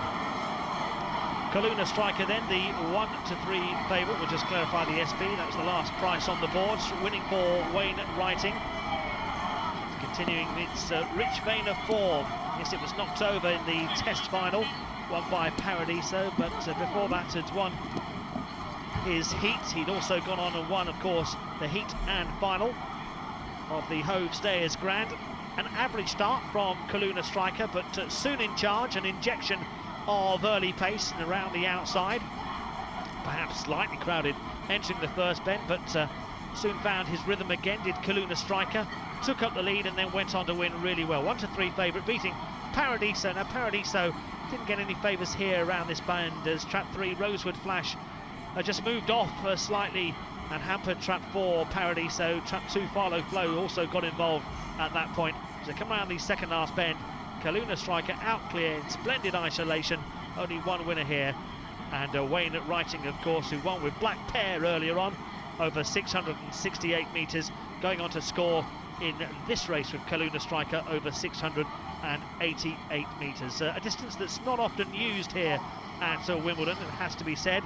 And Kaluna Striker going on to score by a comfortable 5 lengths, I'd imagine, from trap 4 Paradiso in second. Just a few moments to watch again. You're watching as they go around the second bend. Kaluna Striker start to wind it up from the front and pull away from trap 3 Rosewood Flash as they come towards the 3rd turn. And then, of course, as they come around the final bend in splendid isolation, Kaluna Striker dominating here at Wimbledon. Once he got into his stride, there was no doubt at all. Kaluna Striker, but a very short price, 3-1 on. There he is. So, a winner is a winner, so you can't argue about that, but a very short price with just 5 runners. If semis count had run, ifs and buts, But if trap 6 had run, then absolutely it would have been more of a race, but never in doubt there. So to the final 2 traps in our search to discover what the Derby final trainers think about their own runners and what the Derby final means to them. The trainers of traps 5 and 6. Manola Farlow has had great breaks in Lifford from trap 5, and I think if he takes one of them breaks again, it'll be very hard to beat. I think Gilrup Such will hopefully break at least with Nimbo Jack. If he can go around with him or in front, obviously better. Hopefully he'll outstay him and outstay Westmeath. Or if I was to win the English Derby, it wouldn't just be for me, it'd be a great family achievement, because like the old man's been there before, and it'd be just great to follow in his footsteps. Bring the buzz of Vegas into your home. We're in the grandstand. That's the view here at Wimbledon. It's absolutely packed. We're 40 minutes away from the William Hill Greyhound Derby final, and they're just finishing their desserts and their cheeses. And oh, it's a nice bit of raspberry ripple and vanilla there, and he's enjoying that. And Kaluna Striker really enjoyed this win. Terrific performance, excellent. Definitely won that one in style. And here, short prize, but here is Errol Blythe with the details.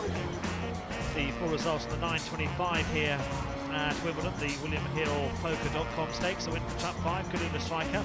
The 1 to 3 favourite, second trap 4 Paradiso at 10 to 1. The forecast paid £5.70. Winning time 42.34, winning distance 5 lengths.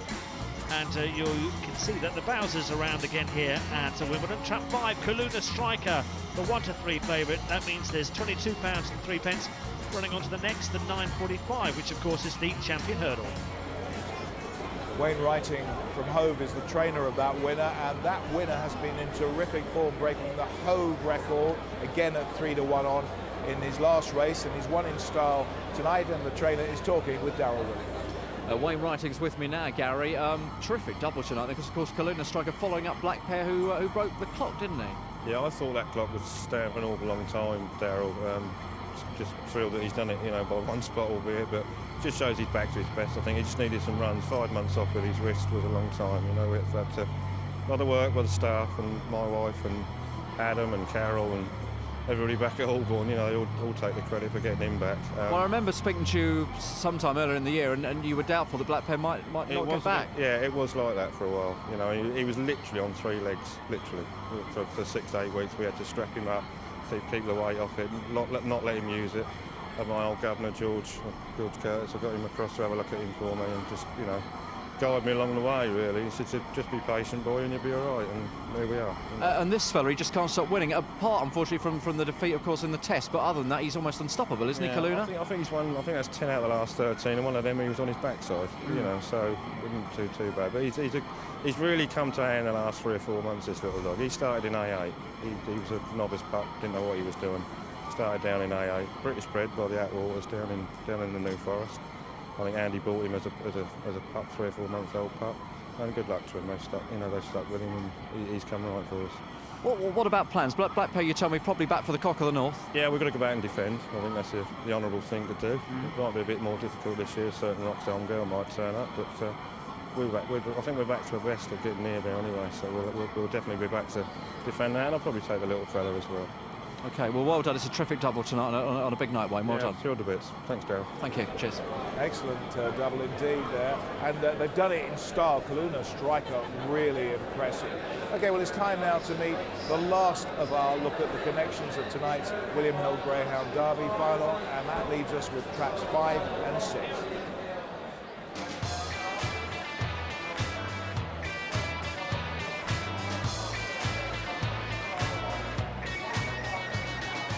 He's a very tough dog, and as everybody knew, he got 5 stitches in his foot after the first round, and it took a while to get it right. But it's right now. There's no excuses. And he's probably, we would have liked him to be drawn probably in about trap 2, but having said that, when he ran in the Lifford Derby in trap 5, he broke like a bullet, and if he does that again, take a good dog to lead him. Even Nimbo, Jack. Did you ever have any doubts about bringing greyhounds across for this year's race? Obviously, after what happened with Premier Fantasy last campaign. No. I mean, what happened with Premier Fantasy was an absolute freak, and it was no reflection on anything other than just one of these things that happened in dog racing. The only problem I had was the dog good enough? Seamus told me he was good enough. I felt my heart he was good enough, and that was the only decision. Was he good enough? And we thought he was good enough, and he's here. What would it mean if you actually come good and win the final? Have you dreamt about this? I've dreamt about it since I was 16. I mean, it's been in my bloodline. It's been everything about it, everything about dog racing. I mean, this is what I've dreamed for. This is what I've wanted for so long. It's almost impossible to believe that we're even in the final. I mean, to be here and being against these dogs with such fantastic names and such fantastic pedigrees is fantastic. To think about winning it is nearly, I just don't even want to think about it anymore. I'm just enjoying it as it goes along, and whatever happens, happens.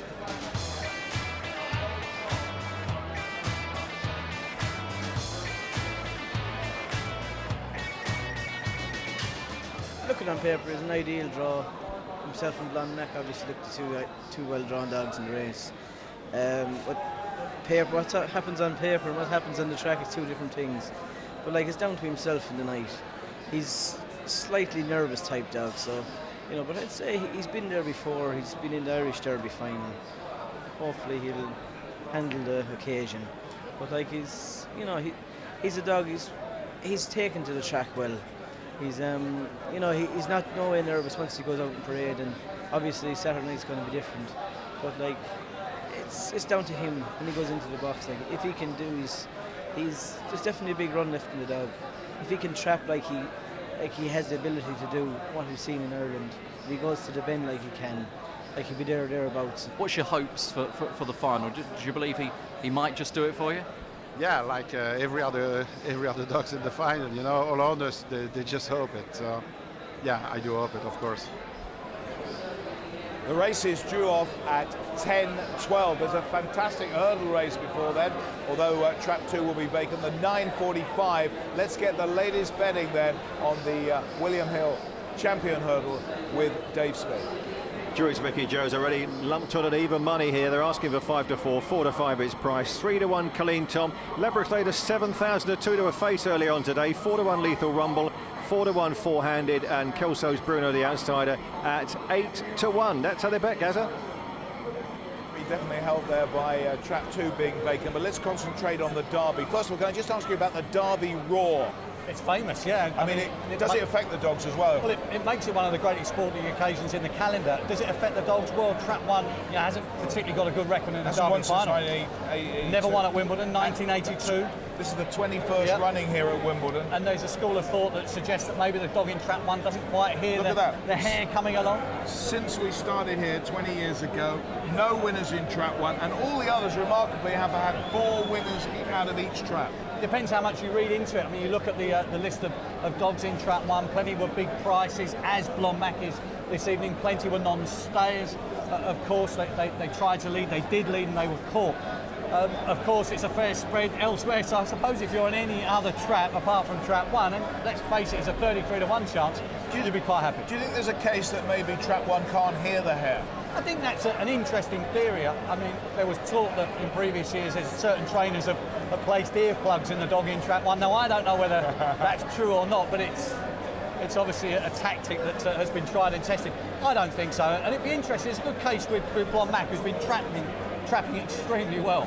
Okay, let's go down the betting rings. We're now going to concentrate on the 9:45, a really good hurdle race, the Champion Hurdle. Here's Dave and Gary. Thanks. You can see Tony Morris's board. He's the only one in the ring who's going even money about Drury's Mickey Joe, and they're fighting to get on here at even money. All the others are asking for odds, but that evens has been there for about a full 2 or 3 minutes here, and Tony obviously prepared to take this dog on at even money because all the others are going pretty skinny prices. But Drury's Mickey Joe is generally a 4-5 price. In fact, it's now 4-5 with Tony. He's done the even money. It's 7-2 then for Colleen Tom and 4-1 Four-Handed. Lethal Rumble at 5. Kelso's Bruno has gone for a ball of chalk in the ring. 6-1 out to 10. Drury's Mickey Joe on the predictor is in front of the 4 and the 5. Drury's Mickey Joe. How much has he took out of it, Dave? I don't know. I would say it's taken probably 2 or 3 grand. Oh, Dave, don't be silly. 10 times. No, they're knocking him over, Dave. They weren't big punters. They're not big punters. They're only small boys. I see one 6'2", Dave. Okay, he's topped me up again, Gary. Okay. Well, here's Trap 1. It's a William Hill Champion Hurdle final. Trap 1, Kelso's Bruno, trained by Jimmy Reynolds for Messrs L. Everson and John Mullins. An early pace sort. He's got the, I think, the advantage of a vacant trap outside. He actually won on Sky Night when we were at Oxford at Cesarewitch, 450 metres, 460 metres. Well, he's been beaten over 475. When he's led the likes of Druids, Mickey Joe and Lethal Rumble, this trip might suit and will suit. Druids, Mickey Joe, I think the star of the show, one of the stars of the show in Trap 3. For me, he was the hurdler of the year until, well, suffering a little bit of an injury setback. But was a win machine in the early part of the year, winning the Springbok, of course, pretty good on the flat as well. Won the maiden final at the Racing Post Festival. Plenty of interest in him. Here's Trap 4, Lethal Rumble. He's a tough and consistent sort. He's trained by Mark Wallace of the Dog Lovers Syndicate. He's very rarely out the frame. He had a fantastic buckle, a rare battle with Druids Mickey Joe, but he came through to win his heat in a fair time as well, 28.32. His form at Wimbledon's pretty good, 2 runs, 1 second, 1 first. Trap 5, it's Colleen Tom, trained by Gary Baggs, the fastest of the heat winners. A runaway win, 28.11.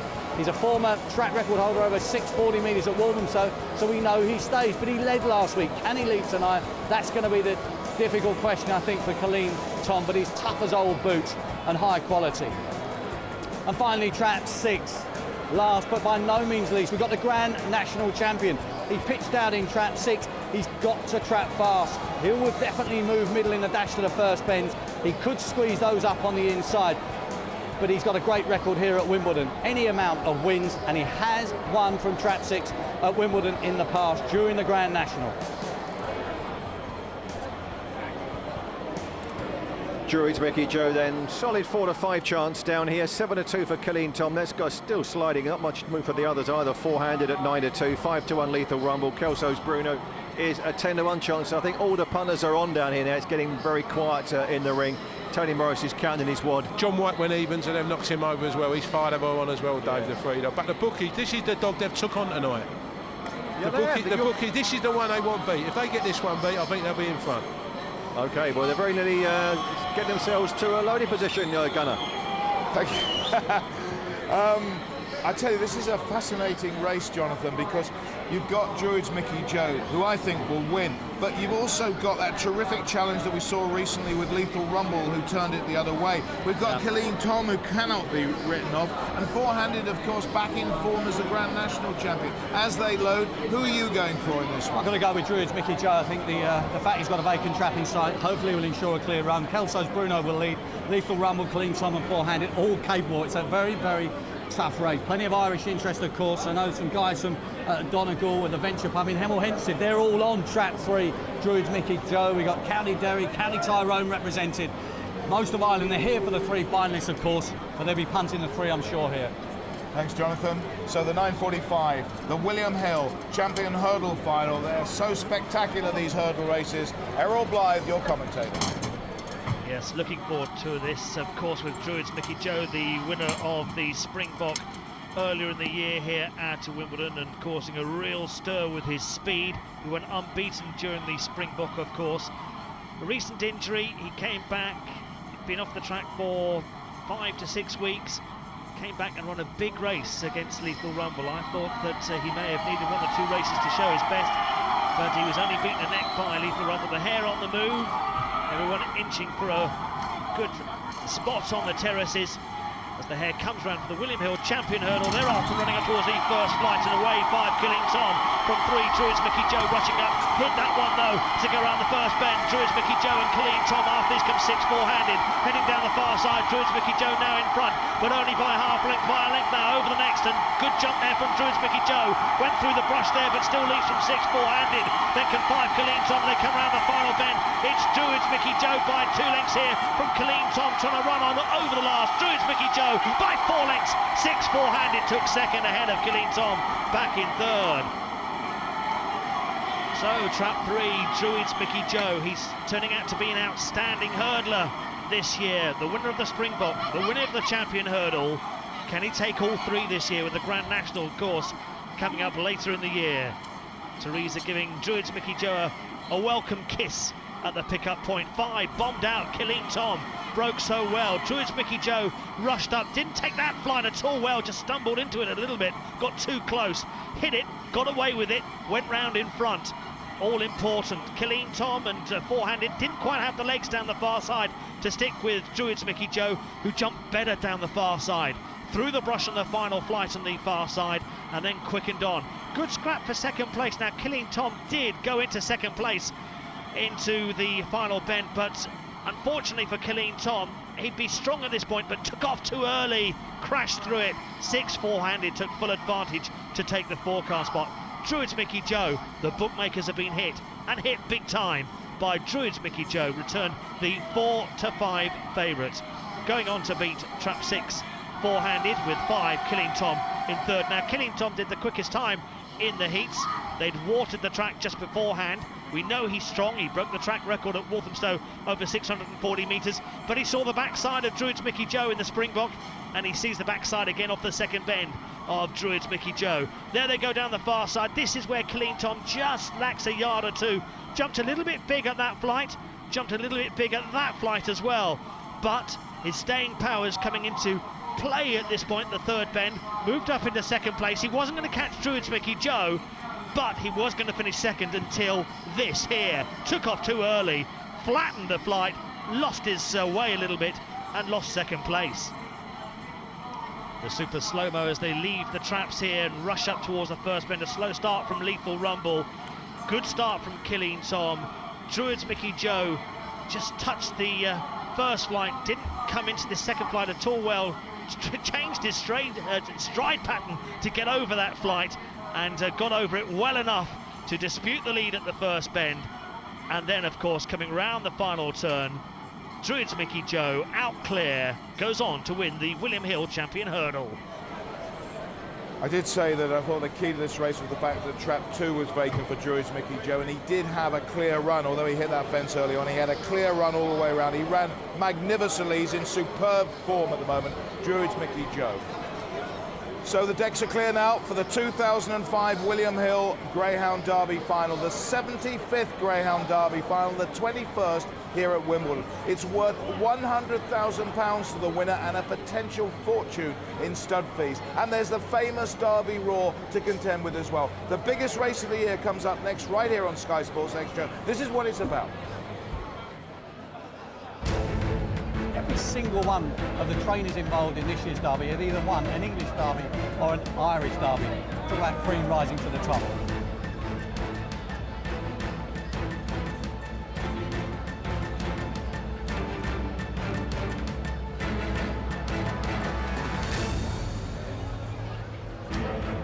Arthur Hitch, what a fantastic story. He's qualified blonde Mac. Charlie says he's got him in the best form he's ever had him in his life. A real derby hope here in the shape of Blue Majestic. The sensation, I think, of this year's William Hill Derby. We believe he's a really top-notch dog, and I hope we'll prove it. If he can get it all together on the night, you know he'll be there or thereabouts.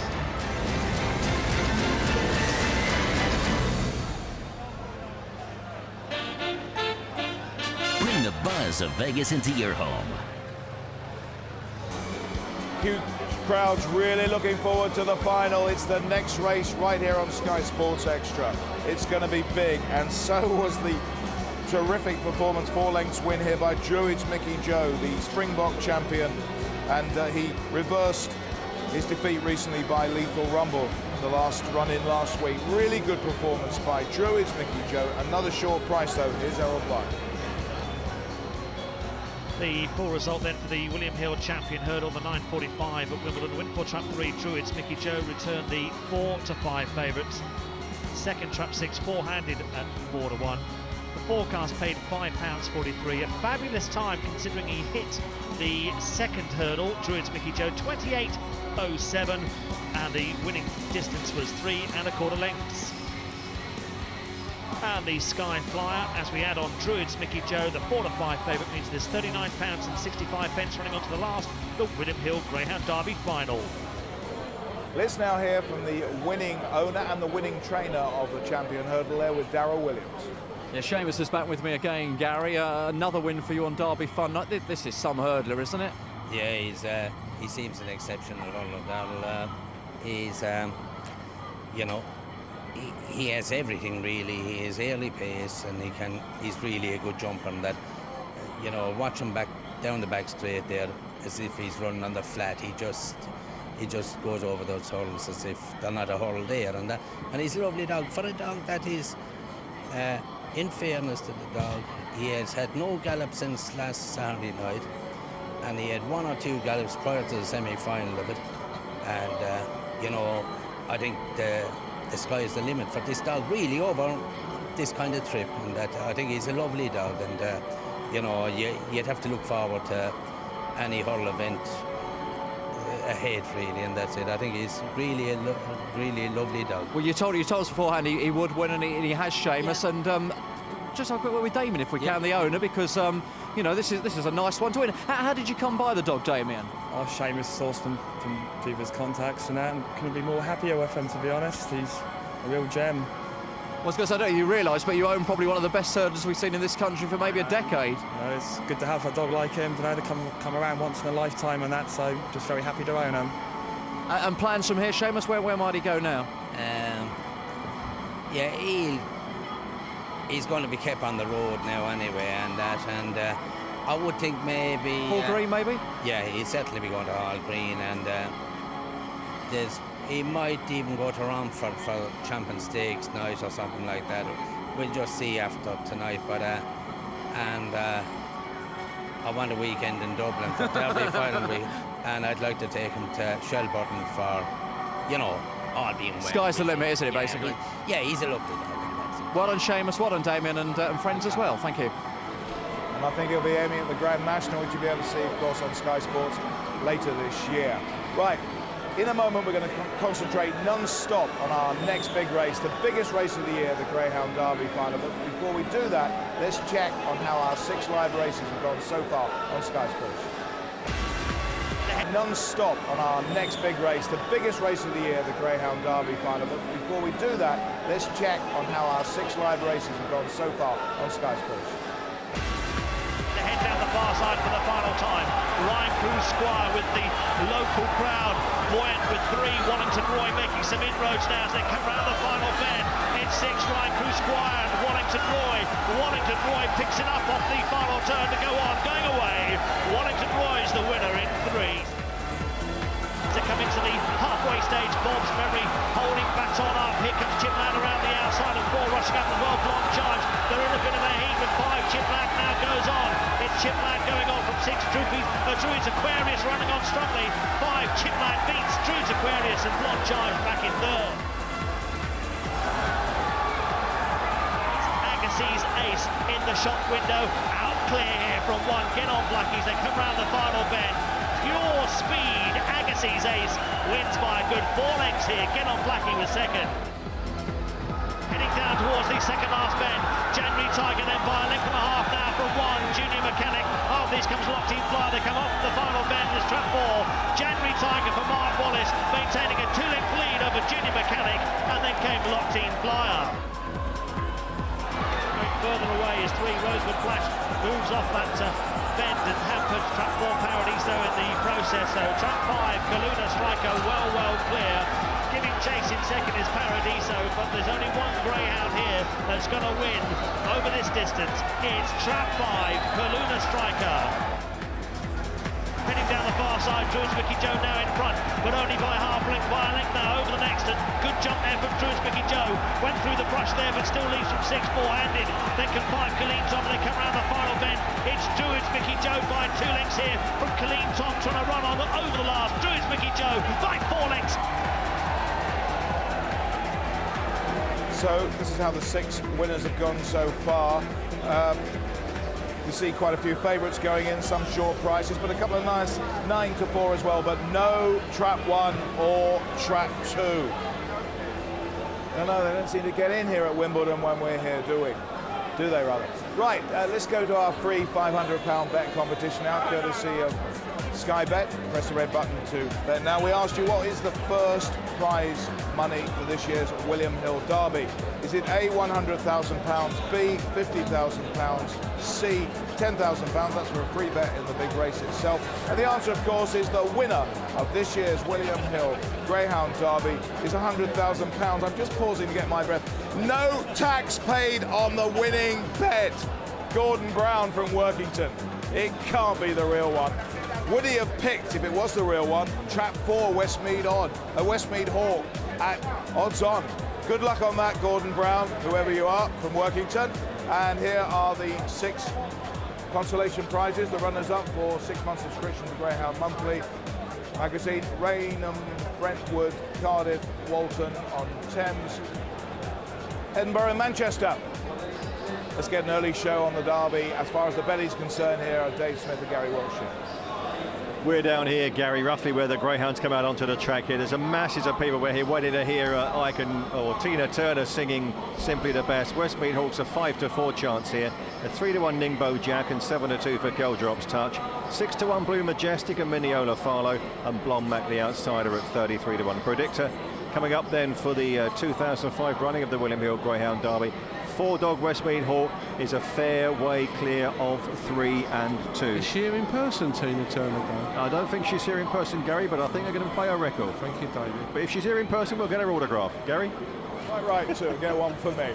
OK, let's have a look at the semi-finals of the Greyhound Derby. Surprises yet again. The first 3 in each semi-final qualifying for tonight's big final of the William Hill Greyhound Derby.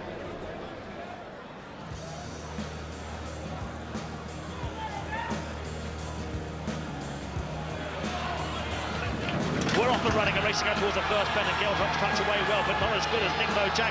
He's out and gone again, and Ningbo Jack goes round in front and leads Blue Majestic.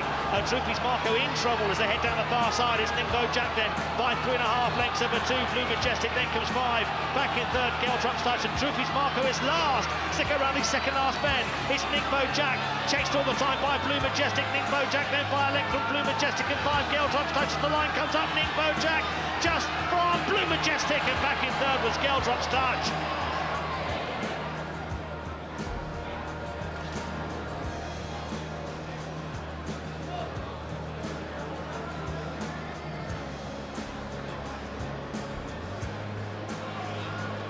And we're off and running towards the first bend. It was a good start from Westmead Hawk, but the pace coming from Mineola Farlow, and 1 Blonde Mac on the inside. Mineola Farlow goes on, with 1 Blonde Mac moves off. 2 Westmead Hawk was slightly crowded, but in a handy position. Then comes 5 Mustang Oki, out with a washing of 4 Hot Rocks and 6 January Tiger. They reach the third bend. It's Mineola Farlow here, leading the way from Blonde Mac. Westmead Hawk not picking up so far. They come round the final bend. Mineola Farlow by 2.5 lengths. Westmead Hawk now beginning to fly. Mineola Farlow wins. Westmead Hawk was second. Blonde Mac was third.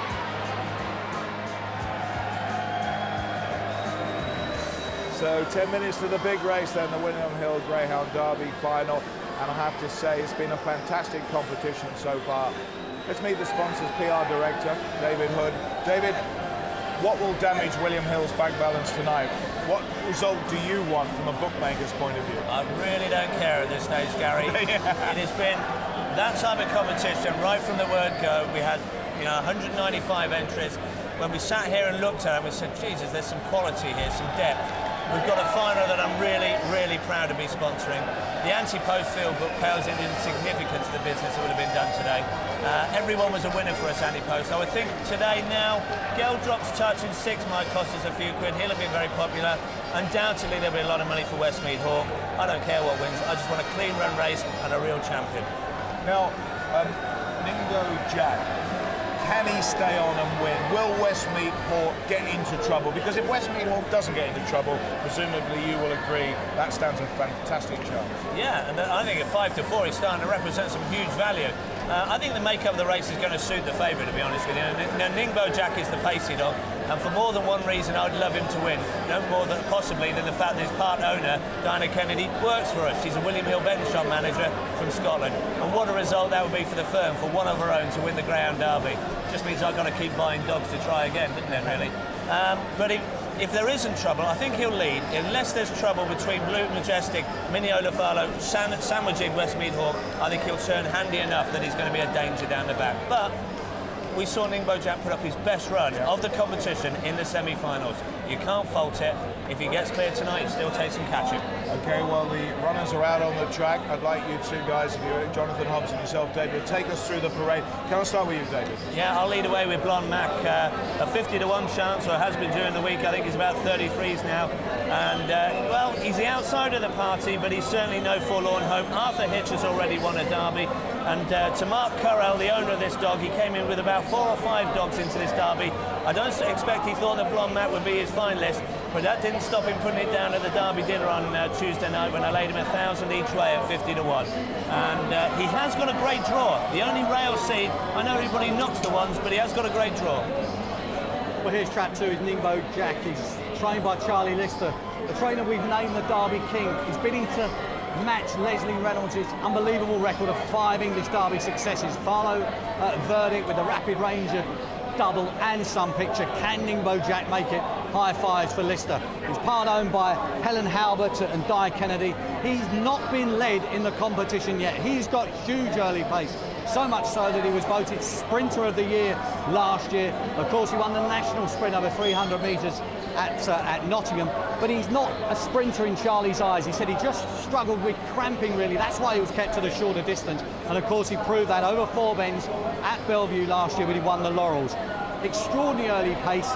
Of course, like anything on Derby final night, you've got to break.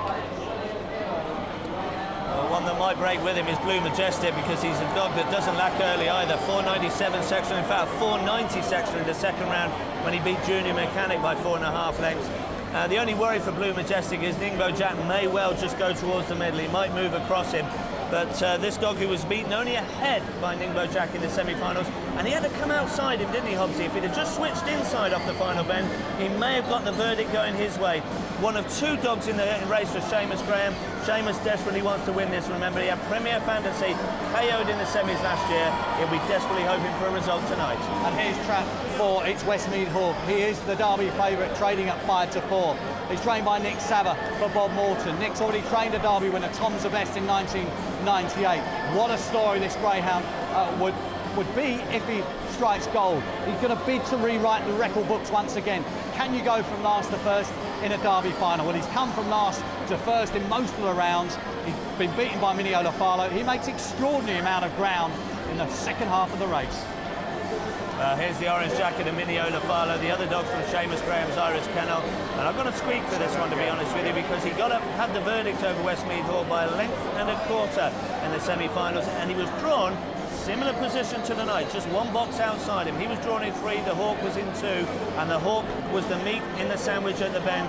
Mineola Farlow came out of it the best and managed to get a verdict. Certainly no slouch either. He's got early pace to burn. I think he could well turn second behind Ningbo Jack. If he does, he's a major, major threat. And here's trap 6. He's trained by Owen McKenna. He's owned by the Belgian Pierre Broud. He was spotted after 1 race at Limerick by Imelda Phelan, who sold it to Pierre. Geldrop's Touch, arguably the plotted dog of the race, with Mineola Farlow turning left out of the boxes. He'll have a straight run to the turn. Owen McKenna, of course, he's by far the youngest trainer in the lineup, but of course he's the son of the Greyhound racing legend that is Joe McKenna, himself a winner twice at the English Derby with L'Artignot de Parkdown Jet. And L'Artignot was paraded and handled throughout that competition by a young Owen McKenna. He won the Irish Derby last year. He seems to be taking it very well as well. Well, Ningbo Jack in trap 2. I'm joined by Di Kennedy, part owner. We had her on the programme, of course, in earlier rounds as well. It's a fantastic atmosphere, Di, isn't it? Absolutely brilliant. I wouldn't have missed this for the world, even if Jack wasn't in the final. I'd have to be here. Now, your fella's going to ping out, isn't he, in trap 2? I'd love him to ping out. I'd love him to ping out. If he pings out, he'll win. He's going to ping out, I'm sure he is. The cheers of the crowd will shout him all the way round, so hopefully he will, yeah. Well, he's not a bad price, isn't he? You see on the betting there, he's a 7-2 shot. I mean, are you back the dog or not? I've only bet him the once, and I bet him at 66s. And I'm just like superstitious, and I wouldn't have bet him for any of the race. He looks great, doesn't he? No, he's not worried about the crowd or anything. No, he's had a nice sleep. They told me he's had a nice sleep on the way down here, so... So you've had 66. Do you want to lay me a bit of 10? Do you want to lay me a bit of 10-1? No chance. Okay. All right, shrewd one. Good luck to you, Di, anyway. Stay with us and watch it. So the scene is set now. Nimbo Jack will roar out. He's so fast out the traps. Will there be trouble behind him? Charlie Lister says, if my Greyhound is in front, the others have got to do it. That's the place to be. But Westmead Hall has been such a spectacular Greyhound. Absolutely fabulous the way that he's come from behind at the back, and he doesn't really want to start too well, to overtake them all and power in. And if he gets a clear run, the feeling is, then he will overtake everybody. But there's all sorts of other permutations, David. I mean, it is a fascinating final. You know, we haven't talked about Trap 6 very much. Great draw there. There's Blue Majestic and Seamus Graham. I mean, it is a fantastic final. It has all the ingredients you could ever want. But it's a classic, and they didn't expect it to be. Geldrop's touched the only wide seed in the race, Gary. He has got a blinding draw. We've laid him from 6-1, our quote, after the semi-finals, down to 7-2, and they've still been lumping on this week. And you know, he's a dog with a big record in races already, and what a result that would be for Owen McKenna to win another derby. Remember, he won the Irish Derby last year, but I think deep down he'd love to pick up this one for the old man. The place is absolutely buzzing. The jump is joining it. The joint is jumping, as they say. And, you know, everybody's getting ready to do the Derby Roar as well. Just tell us about the Roar, John. Well, I said it was a momentous day around the world, and to continue the buzz, we're at Wimbledon. It's one of the greatest sporting occasions in the calendar.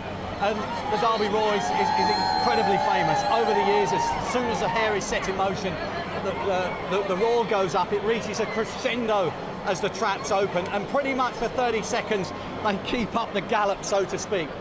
It will be an amazing story if Trap 4 can come from last to first. He's the youngest runner in the race, and by a long way in Greyhound terms. All of these trainers have won either English derbies, Irish derbies or Scottish derby. It oozes class. 29 seconds, just under 29 seconds. The first one over the line gets £100,000 and a potential fortune at stud. The atmosphere is now a little tense. Everybody's waiting. Everybody's waiting for the dogs to come round and load. They're all coming out, as we said. And I mean, it is an incredible scene here at Wimbledon. The expectation, the buzz, the bets are just about all on. The bookies have taken the money, most of it. The tote is really settling down. Everybody's waiting for the 10-12 and the 75th Greyhound Derby final. The point should be made. What makes it a great Greyhound competition is the efforts the Irish make. We have 3 Irish finalists here. We've got Blue Majestic, Minneola Farlow and Geldrop's Touch. Last year, Premier Fantasy was almost a shoo-in, broke down in the semi-finals. His part owner, Michael McElhatton, is back. His trainer, Seamus Graham, is back. He's qualified 2 through to the final. They'll be roaring across the Irish sea if either of these Greyhounds strike gold. Can fate be kind once again to Seamus Graham? He's never won the English Derby. He almost won it last year with Premier Fantasy, and it would be one heck of a story. But then every one of these finalists have got a story to tell, I can assure you of that. So a place in history. All the attention will be on the winner. Everyone will forget the others. It's all about the winner. We talk about the legendary trainers. There in shot was Kelly Rockman, kennel hand for Nick Savver, and Ian Sutherland for Charlie Lister. Terrific assistance to their trainers. Okay, safety stewards just making sure that people are out of the dogs' eye line. They're too close to the track. They've got to get it absolutely right. We don't want any controversy about dogs being put off. The roar is enough for them to contend with. The Greyhounds, of course, just waiting to race. You can sense that there's something different about tonight with the huge crowds. And the roar is starting now. There's David Hood down there making sure that there's no interference, accidental as it would be. But the roar is just about to start. The Greyhounds are going to the traps, and you know, it is a remarkable night, the Derby final. It's an amazing, look at the crowd. It's an amazing paradox, because I should imagine the hearts are thumping for the kennel hands there, but they've got to be wary. They can't convey that to the Greyhounds. Time and time again, the Derby has been lost in parade, with a huge amount of people here, the huge crowd and the noise. They're not used to this. This is a 1 in a million race, £100,000 up for grabs. And of course you need a little bit of luck. The dividing line sometimes between success and failure is so thin. Errol Blythe is our big race commentator. It's going to be a fascinating race. So many people have got different opinions of what's going to happen. There's Diane just thinking about, will Nimbo Jack come out of the traps and ping out and show the pace. They've come from all parts of the country. They've travelled in their droves from Ireland. They've come from America, Australia. It's a worldwide derby. It's a fantastic derby. It's been, the final curtain's about to drop, but it's been precious to every spectator here because we know that we're about to see history in the making. It's the 2005 William Hill Greyhound Derby final. The hair is on the move. The roar goes up. It's deafening on the terraces. 5, 4, 3, 2, 1. We're off and racing up towards the first bend. Blonde Mac breaks well. Ningbo Jack rushes up. So does 6 Geldrop Starch around the turn. Blonde Mac hits the front. It's Blonde Mac leading at the moment from 2. Ningbo Jack trying to make a move now. It's Westmead Hawk on the inside of Blue Majestic. After these comes Mineola Farlow. Then comes Geldrop's Touch. Blonde Mac, the complete outsider, still leading. But Westmead Hawk now moves through the field and comes with a tremendous run. He sprints clear. Success at last for owner Bob Morton as Westmead Hawk delivers a true champion of a fantastic competition. The William Hill Greyhound Derby final for 2005 has been won by Westmead Hawk. Bob Morton, who spoke to us earlier and pointed out that the Greyhounds, he'd been so unlucky in the past, of course, in Derby finals, remembering the likes of Sonic Flight as one of his Derby finalists that had finished second. We're watching the action again. Westmead Hawk last on the dash towards the first bend. Blue Majestic slowly away as well. Ningbo Jack tried to take up the lead at the first bend, but Blonde Mac in trap 1. The complete outsider, priced at 66 to 1 last week, was leading the Derby field into the third turn. Westmead Hawk showed his prowess, got right in behind Block Mac, but didn't go for the inside. He switched to the outside. His track craft, his ability, he went on to score, going away in the end from Blonde Mac. A real good scrap on for the minor placings. Blue Majestic and Mineola Farlow, Seamus Graham's duo, come 3rd and 4th, and back in 5th was Ningbo Jack, just ahead of Geldrop's Touch. But trap 4, Westmead Hawk, has conquered this year's William Hill Greyhound Derby final. A true champion, without a doubt. It's been a fantastic competition. Our spotlight camera was on Westmead Hawk. Has ever a Greyhound come back from so far in the Derby final? I don't think so. You can see the action in front. It opened up nicely there because Blue Majestic moved off and hampered Mineola Farlow and Geldrop's Touch. But once on the inside of Blue Majestic, all eyes then focused upon Westmead Hawk. He hesitated for a moment, pushed aside Ningbo Jack that was weakening at the time, came round the outside of Blonde Mac, who's run a brilliant race for Arthur Hitch in 2nd place. But it's Westmead Hawk and Nicky Sava, successful with Tom's the Best in the past, and now successful with Westmead Hawk. A true champion, without a doubt.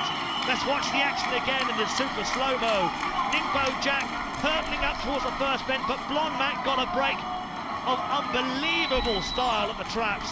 Held up Ningbo Jack at the turn, caused trouble in behind, and Westmead Hawk, the powerhouse, came rushing through inside the closing stages to win this year's Derby.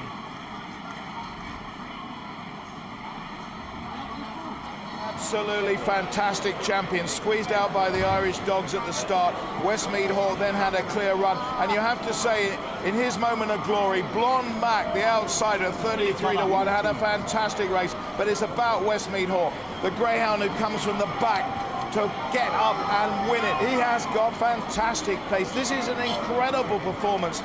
When does a Derby winner come from the back to win? Only Westmead Hawk can show how to do it. That is an incredible performance for Nick Sava. It really has rekindled his life and the owners, the Morton family. Gary, look out the boxes. 4 squeezed up by the 2 Irish dogs, Mineola and Blue Majestic. Had nowhere to go.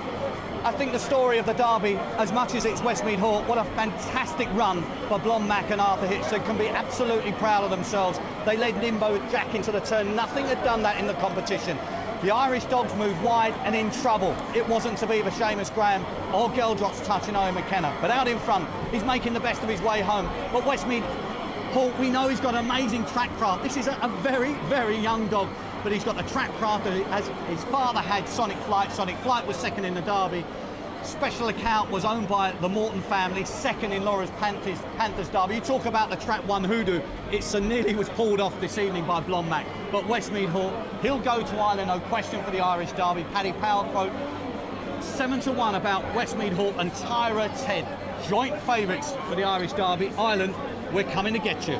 A true favourite, a true champion, and here's Darryl with the winning connections. Well, amazing here. I can see it seems unbelievable, Kelly. That was the race we thought might happen, but how are you feeling? Well, I hope anyone didn't have me on camera in the middle, because from the second bend I was leaping in the air like a loony because I knew he'd won from the second bend. It was he just turned in an unbelievable position, and it's just a great feeling, just a tremendous feeling. He's just got magical track craft, this Greyhound, hasn't he? He's just unbelievable. I don't know what to say about him, you know. I just really don't. The future looks bright again, doesn't it? Well done, Kelly. Fantastic performance. Well, there's Bob Morton, who had 2 runners-up in the Derby. Now at last he gets the winner. There's his son, Robert. Absolutely fantastic scenes there. All the family down there. And, of course, there's Lord Lipsey in the middle there. And Nick Sava. What a training performance. And £100,000 as the presentation is made there by Ian Spearing of William Hill. £100,000. Stud fees galore on their way. A magnificent cup and a place in history. Well, definitely, it's a great story. What about Kelly Rockman, who's now an assistant to Nick Sava? She, as a trainer in her own right, TV Trophy. She left the game for a few years, but she's back, and huge talent and a massive help to Nick. Great story for Bob Morton, of course. He's had every Westmead, Sonic Flight, etc. He's now got his ultimate dream, the English Derby. And there's Nick Sava there, coming in. Well done, 71-year-old Nick Sava. Here is the official result with Aaron. So the full results of the 2005 William Hill Greyhound Derby: a win for Trap 4 Westmead Hawk, returned the 5-4 favourite. Second, Trap 1 Blonde Mac at 33-1. Third was Trap 3 Blue Majestic, returned at 6-1 on the track. Fourth, Mineola Farlow, again for Seamus Graham, in 4th place. Fifth there, Trap 2 Ningbo Jack, and in Trap 6, finishing last, unfortunately, Geldrop's Touch. The forecast paid £37.86. The TriCast £136.80. A winning time 28.56 from the back. A winning distance a length and 3/4. Sky Flyer Westmead Hawk adding to the list of winners, £89.21. They were certainly pickable. Hopefully you had them in the Sky Flyer. It must have been a bad night for the bookmakers, but a great night for the punters up and down the country. And a great night for the Sava training camp. And here's some reaction now with Darryl Williams in the middle of this huge crowd. Emotions getting to Nick?